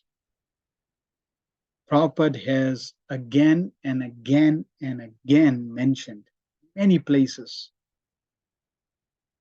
For example, in one letter, Prabhupada says, if we simply chant 16 rounds nicely every single day, and we follow the 4 regulative principles every single day nicely, and we try our best to help the preaching mission of Lord Chaitanya, we guarantee to go back home, back to God. It doesn't talk about becoming a pure devotee. It doesn't talk about remembering Krishna at the time of death, which are also there as part of the requirements. In fact, as we go through the Bhagavatam, we will hear many, many requirements to go back to Godhead. What you need to cultivate, what you need to, the qualities you need to have, etc. The consciousness you need to have, so many. But if we just take this one statement by Srila Prabhupada, and this is his blessing, this is his mercy, his compassion. Prabhupada is extending his mercy. our good fortune. That if we do this, then Krishna will be very happy to serve Srila Prabhupada and help us transition. And even if they decide, okay, another situation, no problem. Because as we mentioned, the beauty of Krishna consciousness is if you in the express elevator of bhakti, and now you're moving in the express elevator of bhakti and you're on floor number 5 and you die. Guess which floor you're going to start next life? Floor number 6, which is more exalted, more wonderful, more glorious, more blissful. So therefore, as devotees, we should have absolutely no fear of the future.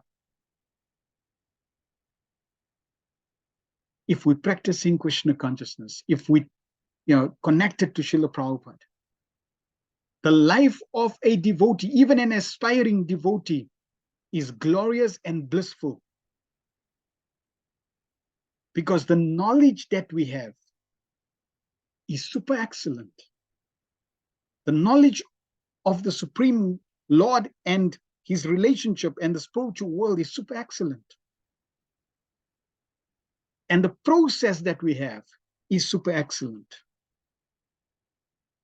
So our lives really has been blessed to such an inconceivable extent that when Srila Prabhupada says, chant Hare Krishna and be happy, or that he wants the whole world to be happy, it's not some idea that Prabhupada had. No, it's a reality. Because of what Srila Prabhupada has given us. And as we continue to practice more and more Krishna consciousness, we will see this more and more as a reality. That it's true. Prabhupada has really shielded us. Just consider, just our diet and following the 4 regulative principles itself is such a boon and a benediction to living healthy. And then when we engage in the activities of devotional service, that itself is a boon and blessing on different levels that we cannot even comprehend. Let me give you an example. Like this morning, we went to dress Shishinitai Gohari, and I was there in Mangalarti singing. And one thought came to be just, because while I was in Kirtan, I was also thinking and meditating on Prabhupada's mercy and glories. So one thought came that just see how wonderful Prabhupada, whatever he has given us, is such a blessing. Now I was playing Mridanga, that we are able to engage in devotional service, engage in Krishna's service, offer our service to Krishna, but at the same time, even materially get a blessing, get benedicted. Why? Because when, like now people are into training the brain. Because people are saying, well, now with AI, you're going to use less of your brain, etc. So now they want to train the brain so the brain don't become dead. Just like, if you don't use a muscle, the muscle becomes lame and dead. So if you don't use a brain, it becomes dead. So they now have different ways to trigger the brain. Now, one way to trigger the brain or exercise the brain is to do things, do any activity, whether with any of your senses, but like, for example, with your hands.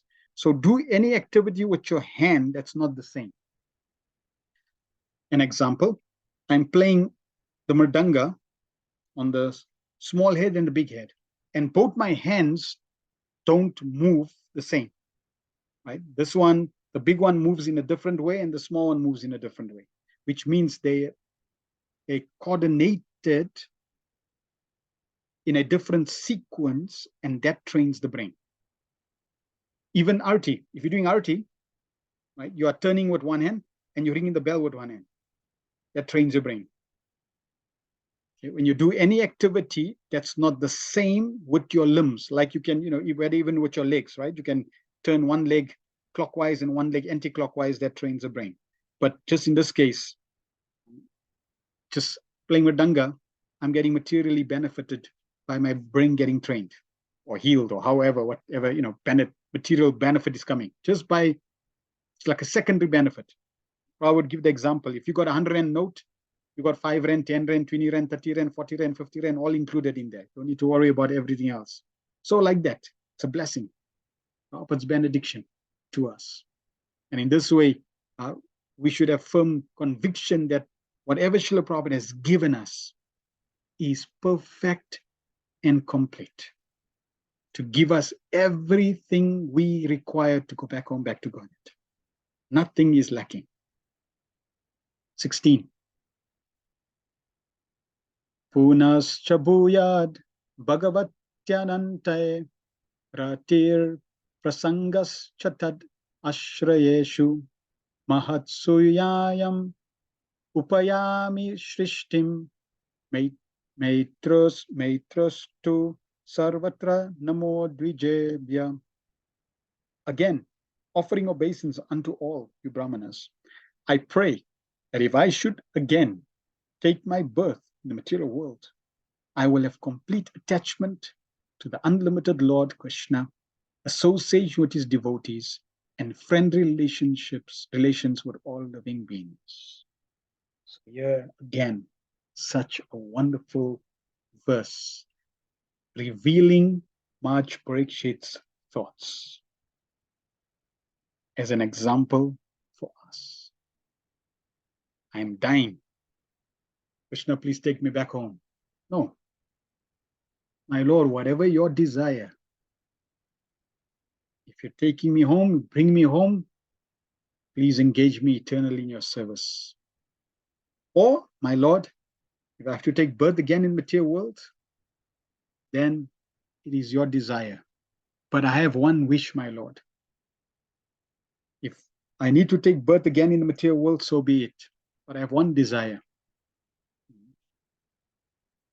I want to be completely attached to your lotus feet. I want the association of your devotees. And please allow my relation to be friendly with all living beings. Such a wonderful desire and such wonderful aspiration and intentions. So this is devotee. This is how we should pray to Krishna. That yes, I desire to go back home. I'm chanting, my Lord, please engage me in your eternal service. So I'm desiring to go back home to regain my eternal relationship with Krishna. But if Krishna so desired that I have to come back, okay, no, Lord, no problem. My Lord, I will come back. But please, my Lord, if I come back, allow me to be attached, insanely attached to your lotus feet. Allow me to have the wonderful association of your devotees, and allow me to have friend relationships with all living beings. And you are not barred from praying like that. You are not barred from asking like that. Why? Because these are limbs of devotional service. These are aspects that pleases Krishna. So to beg and, like you could say, beg, borrow, and steal, but to, nag and beg Krishna, please, I want this. This is not against devotional service. So in this way, whatever Krishna desires, go back to the spiritual, come back to the material world, so be it. But, my Lord, here's some underlining conditions. You most definitely can put conditions which are in line with bhakti. Prabhupada says that a devotee of the Lord is the only perfect living being is explained herein by Maharaj Parikshit. A devotee of the Lord is no one's enemy. Although there may be many enemies of a devotee of the Lord does not like to associate with non-devotees, although he has no enmity with them. He desires association with devotees of the Lord. This is perfectly natural because birds of the same feather mix together. And the most important function of a devotee is to have complete attachment for Lord Shri Krishna, the Father of all living beings. As a good son of the Father behaves in a friendly way with all his other brothers, so also the devotee of the Lord, being a good son of the Supreme Father, Lord Krishna, sees all other living beings in relation with the Supreme Father. He tries to bring back the upstart sons of the Father to a saner stage and to get them to accept the Supreme Fatherhood of God.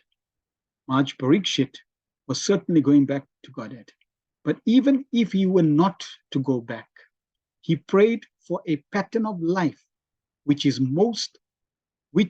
most perfect way in the material world.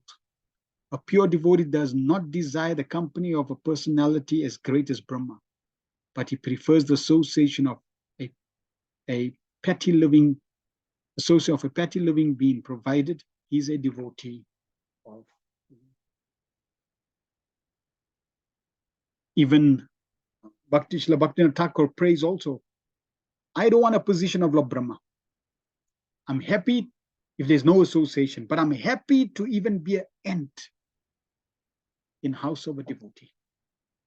Because I know I'll get some prasad and I'll get the dust of the lotus feet of the devotee and I'll be in the temple room and I'll get the association. So this way, we can pray for this pattern of life. We can desire and we can pray, my Lord, if I have to come back, and this is the pattern that I want. So now, if death approaches untimely, anytime, then we can pray to the Lord, my Lord, I know I'm not qualified, but I tried my best serving Srila Prabhupada. I tried my best chanting and following the principles. And by Prabhupada's blessings and mercy, please accept me and engage me eternally in your service. Bring me back to your lotus feet. Take me home back to God. And if the Lord desires, so be it. Or if Prabhupada comes and Prabhupada intervenes, can he? Most definitely. So Prabhupada will come and intervene. Don't worry. Yeah, let's go. I'm taking you by the hand. Don't worry about Yamadutas and Yamaraj and all these people. No, let's go. I'll take you by the hand. And Prabhupada can take us back, holding us by his hand back to Krishna, introduce us to Krishna, back to the spiritual world. And if that's not the case, no problem. My Lord, please allow me to have again and again and again the wonderful association of your devotees, and let me become insanely attached to your lotus feet. Let me hear about your glories when I come back to this material world, and allow me to be a servant again of Srila Prabhupada. And in this way, continue our service to Srila Prabhupada. So like this, whether back home or whether back to the material world, no problem. We will be protected, because wherever we are glorifying Krishna, wherever there is the glories of Krishna, wherever there is preaching, that is the spiritual world. We're not in the material world. And we will experience the spiritual world. That bubble, the Vaikuntha bubble that is created, we will experience that Vaikuntha bubble. 17. Iti smaraja Dyavasaya yukta prachina mule sukushe shudira udan mukho dakshina kola aste samudra patnya swasuta nyasta bara. In perfect self-control, Maharaj Parikshit sat down on a seat on a straw placed on the southern bank of the Ganges, with the straw roots facing east, and he himself facing the north. Just previously, he had been given charge of his kingdom over to his son. Purport. The river Ganges is celebrated as the wife of the sea. The seed of Kusha straw is considered to be sanctified if the straw is taken out of the earth complete with roots, and pointing the roots towards the east is considered to be auspicious. Facing the north is still more favorable for attaining spiritual success. Maharaj Parikshit handed over the charge of administration to his son before leaving home. He was thus fully equipped for all favorable conditions. So different, again, situations in terms of direction we sit, because it all plays. Remember, there's energy, and the energies all impact our consciousness. So we see in Vedic culture, they weren't neglectful. They weren't just saying, it doesn't make a difference which direction you sit in. No. This was, Krishna's made that arrangement, therefore we follow that arrangement. And in different cases, Prabhupada wasn't strict in many of these things. Why? Because Prabhupada wanted to introduce Krishna consciousness. But as we become more refined in the culture of Krishna consciousness in the Vedic culture, then these things just become part of our life. So, like for example, sleeping direction. We can sleep in different directions besides north. Because if you're sleeping in the north direction, then that's very detrimental to one's. There's a lot of negative energy there. So you don't sleep, only dead people face north. But here, in terms of Maharaj Parikshit leaving this world and fasting, right, he's facing north, right, and fasting. It's fasting and leaving this world is also one way to leave this world. It's called a Brahmanical way of leaving this world, especially if one got a notice or one got an ill, a disease, etc. Then that's one practice that devotees can adopt. I know my time is up. Say my time is up. Why even bother about material necessities? My time is up. Extending 1 or 2 days or 1 month is not going to make a big difference. So let me focus. Let me fast and leave this world. But that means you have to be attached, because if you're not attached to Krishna and you still attach to your body, it's going to impact you. It's going to distract you. So that's why while you are healthy, Prabhupada would make this point again and again. While you are healthy, take full advantage and be Krishna conscious. Because when ill health comes, at least your body will be out of order, but the mind will be absorbed and attached and focused on Krishna. The mind will naturally go to Krishna because it's trained that way. So we want to take advantage of good health to be Krishna conscious. 18. Evam chatasmin naradeva deve prayo pavishte divideva sangha prasasya bhumo vyakiran prasoneyo muda muhudun dubayas chanedu. Thus the king, Maharaj Parikshit, set to fast until death. All the demigods from higher planets praised the king's actions, and in pleasure continually scattered flowers over the earth and beat celestial drums.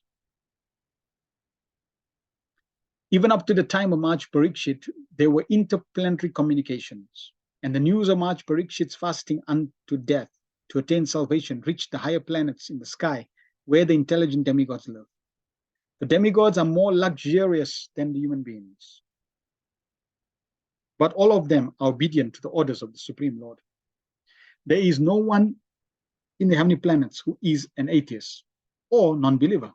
Thus, any devotee of the Lord on the surface of the earth is always praised by them. And in the case of Maharaj Parikshit, they were greatly delighted and thus gave tokens of honor, scattering flowers from the earth, over the earth.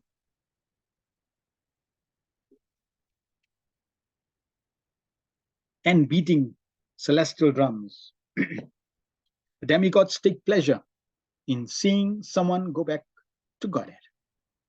They are always pleased with the devotee of the Lord, so much so that by their Adidevic powers, they help the devotee in all respects.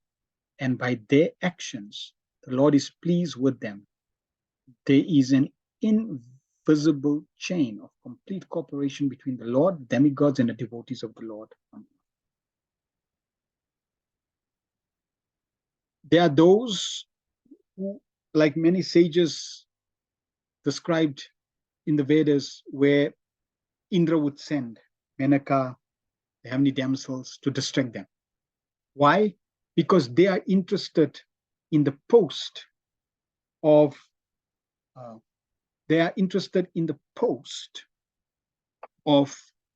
Indra. And because they're interested in the post on Indra, then Indra obviously becomes threatened. So Indra will try to break their meditation, etc. The devotees are not interested in the post of heaven. We're not interested in going to the moon planet, to heaven planet, or Indra Loka. We're not interested. We don't even become Lord Brahma. We don't go to Brahma Loka. We want to go back to Goloka Vrindavan. And because we want to go back to Goloka Vrindavan, there's no fear from the demigods. In fact, they're very happy. And here Prabhupada is making the point, there's cooperation. So if we try our best collectively to be Krishna conscious, we can influence the whole planet favorably, both spiritually, materially, in terms of prosperity, in terms of economics, in terms of grains, in terms of fruits, in every aspect, even from the weather, because there's cooperation. There's this wonderful pastime of Srila Vishwanath Chakravarti Thakur. When Srila Vishwanath Chakravarti Thakur was in Vrindavan, and he was getting his glories were spreading far and wide. And the Mughal, the rulers, Muslim rulers at that time, Mughal rulers at that time, they, were figuring out, or they were feeling threatened. Generally feel threatened by great sages, etc. So they decide to come and see him. What he's all about. And when they came to Vrindavan, it was raining like anything. But it so happened that where Srila Vishwanath Chakravarti Thakur was sitting and writing, that place, there was absolutely no rain. It was dry. And all these moguls, they were wondering, wow, he is a great person. Because just see, it's raining everywhere, but it's not raining by him. That means there's some communication, some heavenly communication happening. They definitely know that this person is special. So like that, this cooperation is there. One devotee was saying one time, they're going to have a Rath Yatra festival. And if you're a manager, and if you're organizing a Rath Yatra festival, then the one thing that you are concerned about is the weather. Because if the weather is not favorable, then obviously it means, like if it's raining, and then it's going to impact the festival. So the devotees were concerned because when they looked out, it was cloudy, dark clouds. So the devotees were concerned. And the festival was about to start. It was cloudy. It practically looked like the thunder clouds are going to rain. So then what happened was Prabhupada arrived, and Prabhupada got out of the car. And as soon as Prabhupada got out of the car, all of a sudden, clouds just dissipated, like practically in no time, because Prabhupada's there. So same point. Prabhupada was making the point that if the devotees are there, then there's this invisible cooperation. Because the devotees are special to Krishna, the demigods naturally would want to serve the devotees. They would get the blessings. And here we see when they saw Maharaj Parikshit's determination, they confirmed his determination. They blessed him and they showered petals. So we also want to be determined. our determination to be Krishna conscious, our determination to follow Srila Prabhupada, our determination to make our life successful, that gets rewarded. We know Prabhupada in Bhagavad Gita gives the beautiful pastime of the sparrow, that the ocean came and took the sparrow's eggs. And the sparrow went to the ocean and said, please give my eggs. If you don't give my eggs, I will empty you. And the ocean said, yeah, empty me. Good luck. And sure enough, sparrow went with its small, insignificant beak, took a drop and came, dropped on the shore. Next drop. And the next drop. And obviously the ocean was laughing. What a joke. It's like impossible task. Ocean was laughing. Garuda wasn't laughing. Garuda was impressed with the determination of the sparrow. Garuda was thinking, how wonderful. My sister or my family member, one of my kind, is so determined to do such an impossible task. So I will help. So Garuda came. Garuda told Ocean, if you don't give the eggs, I will do the job. Sure enough, Ocean gave the eggs. So Prabhupada makes this point, determination, Dridhavrata, fixed resolution and determination. We have to cultivate that determination. And what weakens determination? Aishwarya Bogus Prasaktanam. When one is too much attached to sense gratification, this weakens determination. So we want to have, if we have this strong determination, mercy is there, blessing is there, the process is there, success will be there, even materially. Prabhupada in many purports talk about that if we simply become Krishna conscious, even materially, there can be prosperity.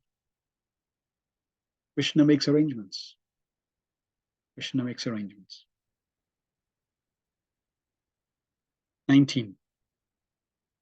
Mahar Sayovai Samu Pagataye Prashasya Sad Vitya Numodan Damana Ucha Prajano Grashila Sara Yad Uttamasloka Guna Bhirupam. All the great sages who were assembled there also praised the decision of Maharaj Parikshit, and they expressed their approval by saying, very good. Naturally, the sages are inclined to do good to common men, for they have all the qualitative powers of the Supreme Lord. Therefore, they were very much pleased to see Maharaj Parikshit, a devotee of the Lord, and they spoke as follows. Purport. The natural beauty of a living being is enhanced by raising up to the platform of devotional service. Maharaj Parikshit was absorbed in attachment for Lord Krishna. Seeing this, the great sages assembled were very pleased, and they expressed their approval by saying, very good. Sadhu, sadhu, very good. Such sages are naturally inclined to do good to the common man, and when they see a personality like Maharaj Parikshit advance in devotional service, their pleasure knows no bounds, and they offer all blessings in their power.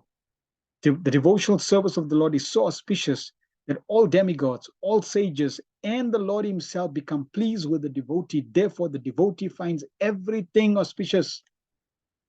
I'll repeat. Devotional service of the Lord is so auspicious that all demigods, all sages, and the Lord himself become pleased with the devotee, and therefore the devotee finds everything auspicious. If we are fixed, absorbed, engaged in devotional service, even apparent auspiciousness is actually auspicious. Because if you're engaging in devotional service, nothing can be inauspicious. All inauspicious matters are removed from the path of a progressive devotee. So that's all we have to try to become. Become a progressive devotee. Are we making more advancement than the previous year? Are we trying to be more serious than the previous year? Are we trying to become more serious in our commitment, in our dedication, in our practices every year? Are we becoming more serious and more, is our commitment and resolve to be a devotee, to surrender to Srila Prabhupada and never leave Srila Prabhupada, becoming more and more cemented each year? If yes, then all inauspicious matters are removed from the path of a progressive devotee. And remember, Krishna says in Bhagavad Gita, for one who's fixed on the path of devotional service, he gives the strength to overcome obstacles. So it doesn't mean that there won't be obstacles. It means Krishna gives you strength to overcome the obstacles. Meeting all the great sages at the time of death was certainly auspicious for Maharaj Parikshit. And thus he was blessed by the so-called curse of a Brahmana's boy. So now at this point, if you had to ask Maharaj Parikshit, would you like to get cursed again? He would say, you bet. Bring it on. Because why? It's such a blessing. If I wasn't cursed, I would have not received. I mean, just look at the list. All these great demigods, personalities from practically different universes, all coming. It's like a August assembly. Srila Bhaktisiddhanta Maharaj said, use the word August assembly, an assembly of real elite, special souls are here. He's wonderful. Such a great blessing. So he's got notice. He's got association of such great personalities, all the demigods. And amongst the demigods, Yamaraj is also there. And if Yamaraj is there, we already heard. If Yamaraj is there in Krishna Katha, no death. So really, Maharaj Parikshit is not going through ordinary death. He's going back to Godhead. It's basically just a transition. Therefore, they're happy. So it was a blessing. So at different times, we simply have to be patient and determined and continue. And then we'll see Krishna's hand always showering blessings. 20. Nava idam rajarshi varyachitram bhavatsu krishnam samanu vrateshu yadyasaya nam rajakirita justam sadyo jahur bhagavata parshva kamam. The sage said, O chief of the saintly kings, since you are one of the kings of the Pandu dynasty, who are all strictly in line of Lord Shri Krishna, it is not at all astonishing that you have given up your throne, which is decorated with the helmets of many kings, to achieve eternal association with the personality of Godhead. Yes, any price we're happy to pay to get eternal association with Krishna, even if it means the whole kingdom. I need to give up, because getting the eternal association with Krishna cannot be compared to anything of value in this world.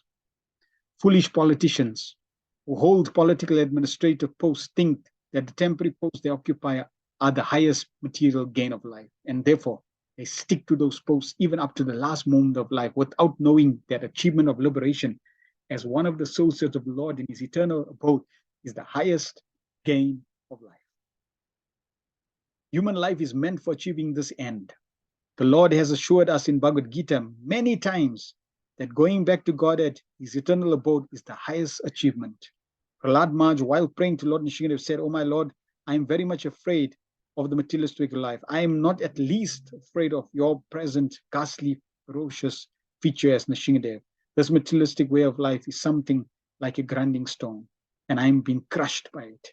I have fallen into this horrible whirlpool of the tossing waves of life. And thus, my Lord, I pray at your lotus feet to call me back to your eternal abode as one of your eternal servitors." So yes, going back to Godhead Now, here Prabhupada, in the purports, using this specific context, is encouraging us to go back to God. Why? To simply associate in service with the Supreme Personality of God. Most people would want to go back home because they are suffering. So we are not going back home because we are suffering. We want to go back home to be eternal associates of Krishna in service. If you want to go back home because you are suffering, that is still a material desire. And therefore we see Prabhupada is repeating, going back home to be liberated, but as one of the associates of the Lord, meaning to associate with the Lord in service. That is the highest goal of life. This is the summit liberation from this materialistic way of life. I have very bitter experience. Prahlad Maharaj is still continuing. I have very bitter experience of materialistic way of life. In whichever species of life I've taken birth, compelled by the force of my own activities, I have very painful experience two things, namely separation from a beloved and meeting with what is not wanted. And to counteract them, the remedies which I have undertook were more dangerous than the miseries themselves. So I have drifted from one point to another, birth after birth, and therefore I pray to you to give me shelter at your lotus feet. Such a wonderful prayer. So yes, even the countermeasures are more detrimental than the problems themselves. This is the material world. The Pandava kings, who are more than many saints of the world, knew the bitter result of the materialistic way of life. They were never captivated by the glare of the imperial throne they occupied, and they sought always the opportunity of being called by the Lord to associate with him eternally. Maharaj Parikshit was the worthy grandson of Maharaj Yudhishthira. Maharaj Yudhishthira gave up the imperial throne to his grandsons, and similarly Maharaj Parikshit, the grandson of Maharaj Yudhishthira, gave up the imperial throne to his son Janmayajaya. That is the way of all kings in the dynasty, because they are all strictly in line of Lord Krishna. Thus, the devotee of the Lord are never enchanted by the glare of materialistic life, and they live impartially, unattached to the objects of false, illusory, materialistic way of life. So they live simply for service. Maharaj Parikshit was serving because that is what Krishna wanted him to do as a king. Similarly, Yudhishthira Maharaj. So they use opulence in the service of Krishna, but not for sense gratification and not becoming enamored and glad, distracted by the glaring effulgence of materialistic way of life. 21. Sarve vayam tava tavad ihash mahe tatta kale varam yavad aso vihaya lokam varam virajaksham vishokam yasyatyaham bhagavata pradhanam. We shall all wait here until the foremost devotee of the Lord, Maharaj Parikshit, returns to the supreme planet, which is completely free from all mundane contamination and all kinds of limitation. Beyond the limitation of material creation, which is compared to a cloud in the sky, there is the Paravyoma, or spiritual sky, full of the planets called Vaikunthas. Such Vaikuntha planets are also differently known as the Purushottam Loka, Achyuta Loka, Trivikrama Loka, Rishikesha Loka, Keshava Loka, Aniruddha Loka, Madhava Loka, Pradyumna Loka, Sankarshan Loka, Sridhara Loka, Vasudeva Loka, Ayodhya Loka, Dwarka Loka, and many other millions of spiritual lokas wherein the Supreme Personality of God, wherein the Person of God predominates. All living entities, there are liberated souls with spiritual bodies as good as the body of the Lord. There is no material contamination. Everything there is spiritual, and therefore there is nothing objectively lamentable.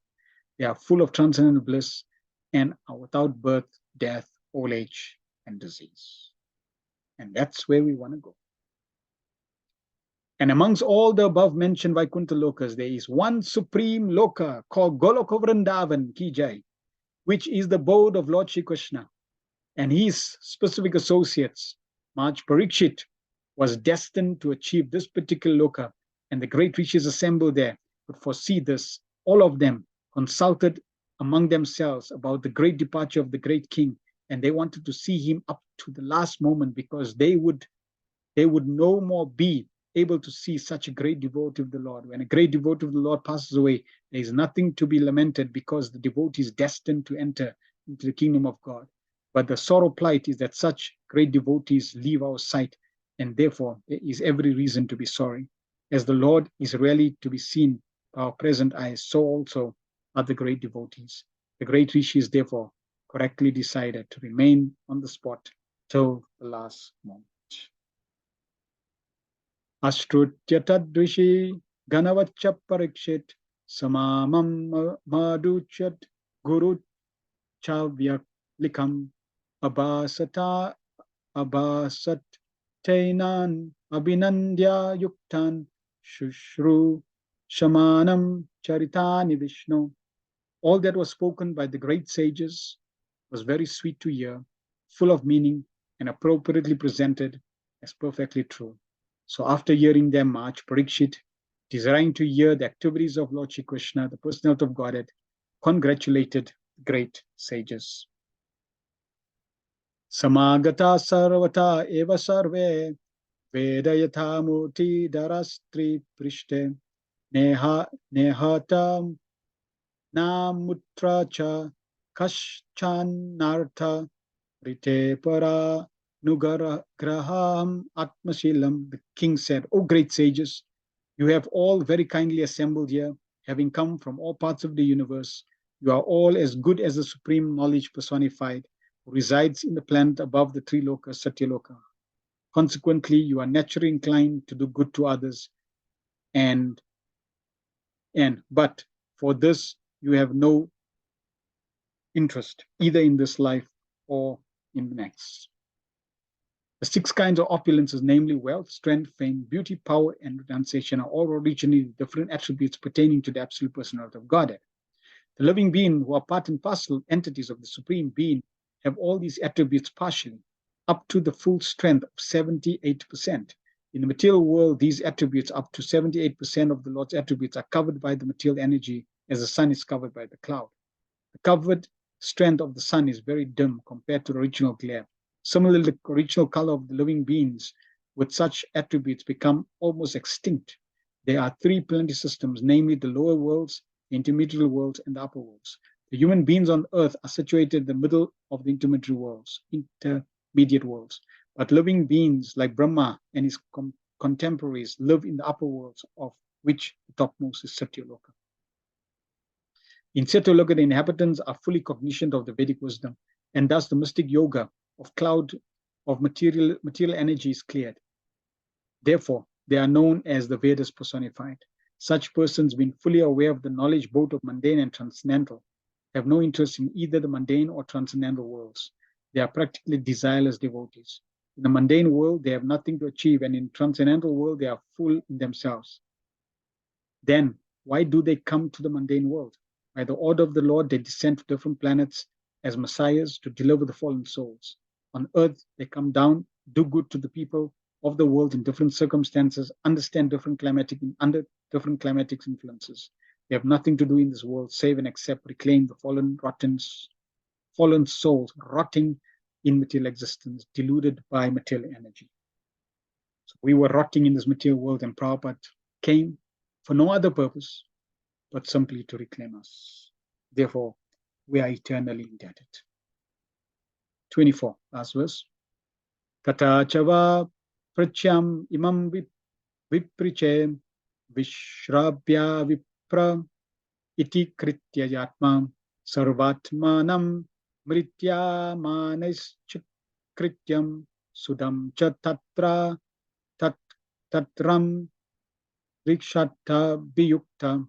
O trustworthy Brahmanas, I now ask you about my immediate duty.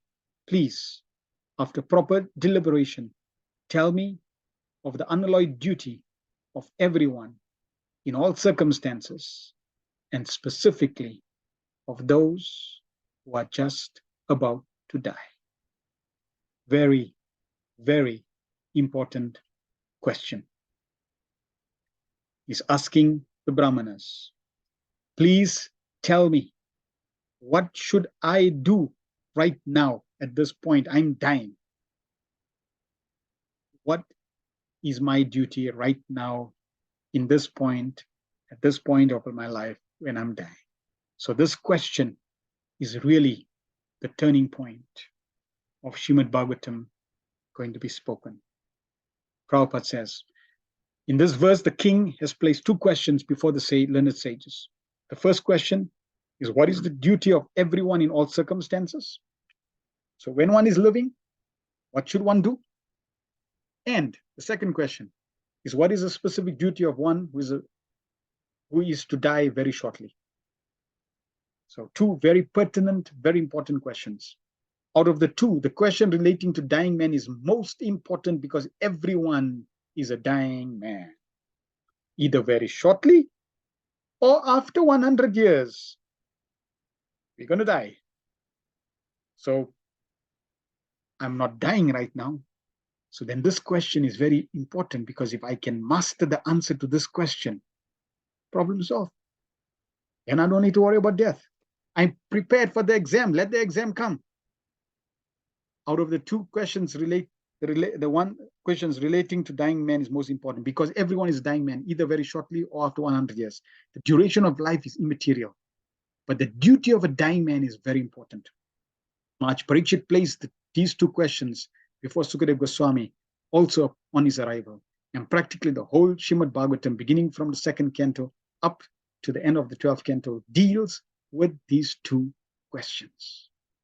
The conclusion arrived at day off. So Prabhupada is telling us the conclusion. The conclusion arrived at day off is a devotional service of Lord Shri Krishna, as it is confirmed by the Lord himself in the last phase of Bhagavad Gita. It's the last word in relation to everyone's permanent duty in life. So Prabhupada is not waiting for future verses. He's giving us the question and answers. Answer is pure devotional service. Everyone should be doing that in every circumstance. It doesn't matter whether you're young, old, married, unmarried, you have a job, don't have a job, struggling, not struggling, happy, sad, doesn't matter. Everyone should be engaged in devotional service of the Supreme Personality of Godhead. Maharaj Parikshit was already aware of this fact, but he wanted the great sages assembled there to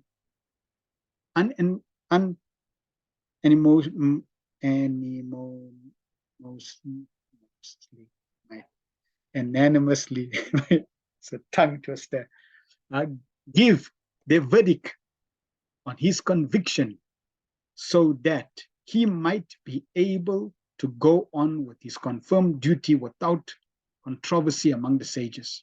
He has especially mentioned the word Suddha, or perfectly correct. For transcendental realization or self-realization, many processes are recommended by various classes of philosophies. Some of these methods are first class, and some of them are second or third. First class method demands that one give up all other methods and surrender unto the lotus feet of the Lord, and thus be saved from all sins and reactions.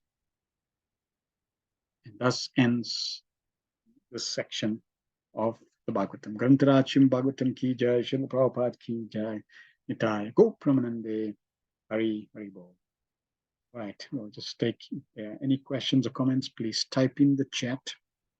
So we are, next section, we will hear the introduction of Sukadeva Goswami. And it'll be interesting now because he's presented two questions. What is the duty of everyone in every circumstance, and what should a dying man do? And what's interesting is this assembly is an assembly of transcendentalists of all levels. So they themselves are not 100% sure of which process to recommend to Maharaj Parikshit. They're debating among themselves. And Sukadeva Goswami appears to resolve the situation for them and for us. We will hear that coming forth next week. So Shamananda Krishna Prabhu asked, Hare Krishna Prabhu, one question, is head facing north, is the head facing north, is facing north, which is auspicious, a big head facing north. So this is specifically when you sleeping and your head is facing north, that is inauspicious. It says Yamaraj is sitting on your shoulder if you're facing north. So it's not an auspicious direction to sleep from an energy perspective.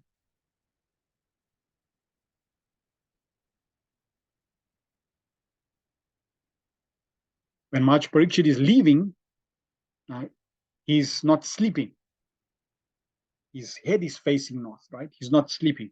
So when you're sleeping in the direction of north, with your head facing north and your feet facing south, that is inauspicious. You'll see when there's a funeral, note the direction of the body. When it comes into the house, the body is always head north, feet in the south. Amaduradiga, perfect medicine for disease condition. Amala Puran, Srimad Bhagavatam Ki Jai, Srila Prabhupada Ki Jai. Thank you for explaining so nicely. Real nectar, we're grateful. Thank you very much. Hari Hari Bol. Shamananda Prabhu says, Hare Krishna, another class back with nectar from Maharaj Parikshit's pastime, Srila Prabhupada's purport. A lot to go over again. Yes. it's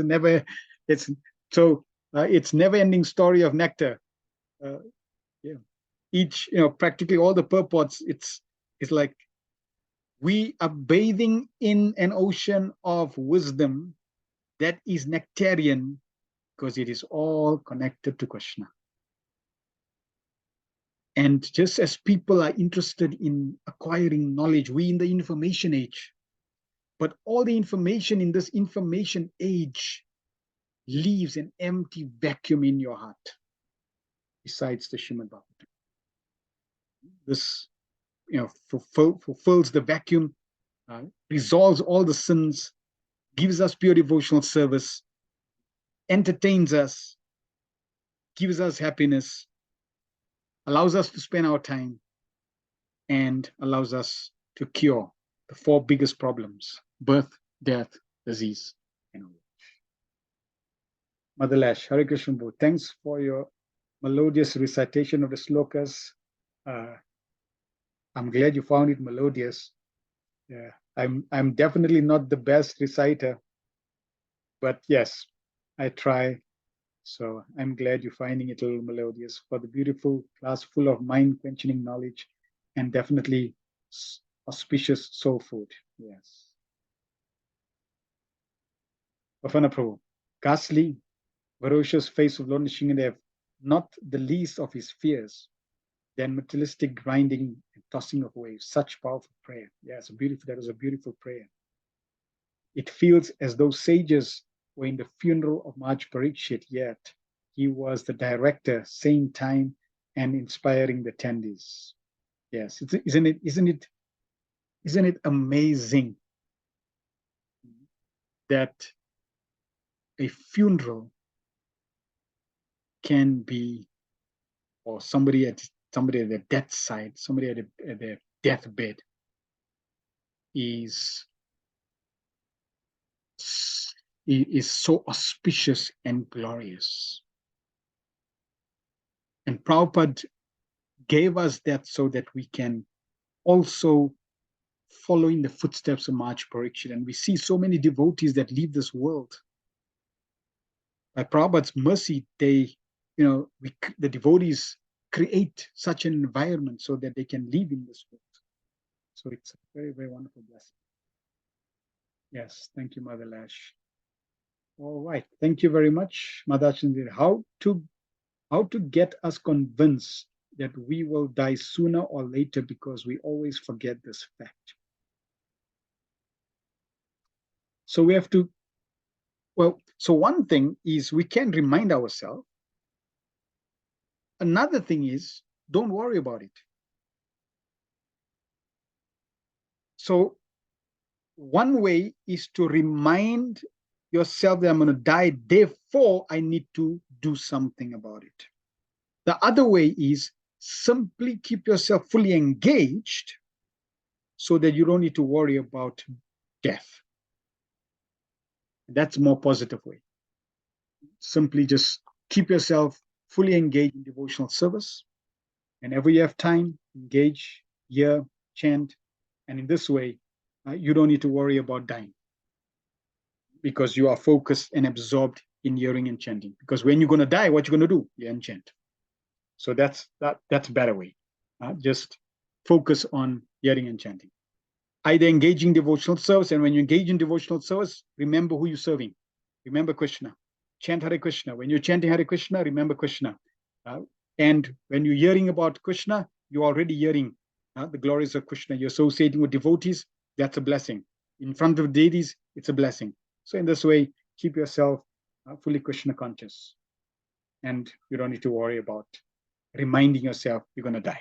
Because when you engage in devotional service, you forget about dying. You forget about it. It's so blissful. So in that way, you're already eternally in the Vaikuntha bubble. And death will just be a transition. I hope that answered.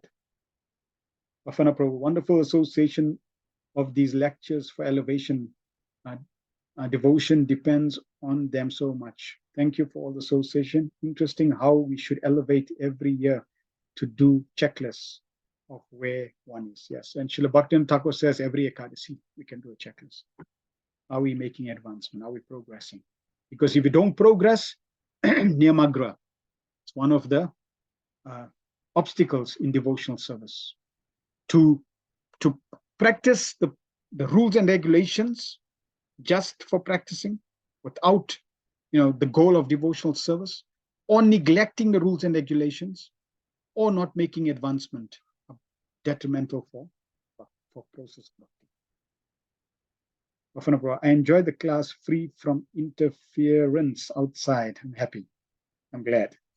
All right. Thank you, Mata Chinsiri. Great. Wonderful. Thank you very much for everyone's association. We shall meet again, and let us look forward to Sukadev Goswami's appearance. Kantaraj Bhagavatam ki jai, Maj Parikshit ki jai, Samaved Bhaktavand ki jai, Shil Prabhupada ki jai, Nitai Go Pramanande, Hari Hari.